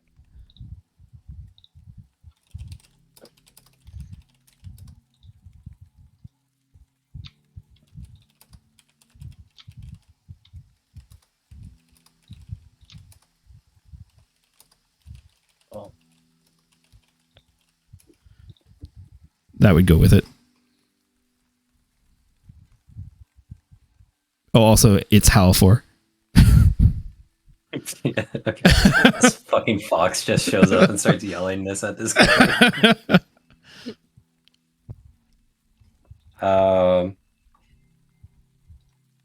Okay. For as your group departs, as the party departs, you talk to Scout, ask him to send this message through Delta. Scout, you provide the instructions to Delta. You watch as Delta kind of grows ethereal and very quickly bounds off, rapidly gaining speed as he carries the message to the Simic Guild. As the party departs the Temple of Dol Astra with a destination and a plan forming.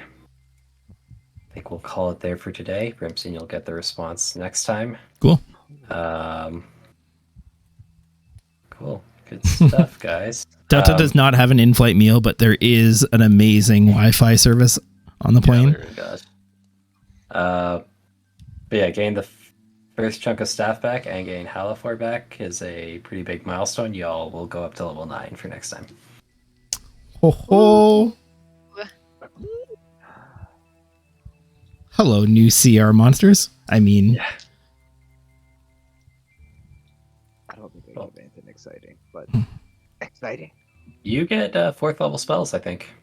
You might be right. I think I finally actually get it. yeah, what you mean is Gorka gets Death Ward. Yep, noted.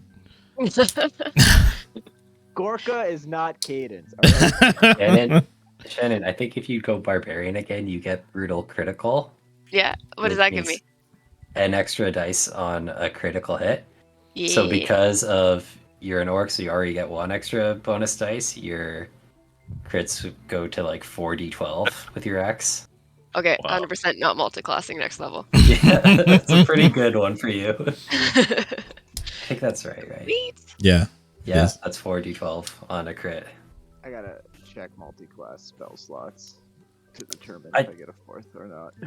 I'm pretty sure no matter which you choose, you get a 4th because it I think so too, but I gotta check the math. does. It might actually just let me test something. I think it might just do the math for you if you go up a paladin level here. Well, I would probably go in cleric. If you do cleric, you definitely even if you do paladin. I just Oh, tested. It does I give you 1. Okay. Awesome. Well, Spenny, thank you as always. Super fun session. Thank you for bringing Halfor back from the grave, folks. You guys. And we will see you guys on Monday for Visions. Yeah, nailed it. And then Tuesday for Finders. I'm not I in that think that's mode right. anymore. That sounds right to Yeah. me. I'm not in that Yeah. game, but I think that's right. Yeah. Yeah, if we're doing, yeah, it's Nailed definitely it, guys. Guys, I did it. All right. Just gonna find someone to raid on over into. Give me uno momento. More simple schedules. Struggle harder. Yes. I struggle the hardest. Come on. Find me a person. Yep. We're gonna raid the rolling 20s again. All right. Send the raid on over there, guys. Thank you so much for hanging out with us tonight. Ari, thank you for all the redeems to keep the gang topped up. They needed them. appreciate And it. we will see you guys next time. Have a good one. Thanks all. Thanks, Spencer. Bye. Thank you. Thanks, It was a everybody. fun evening. Stuff.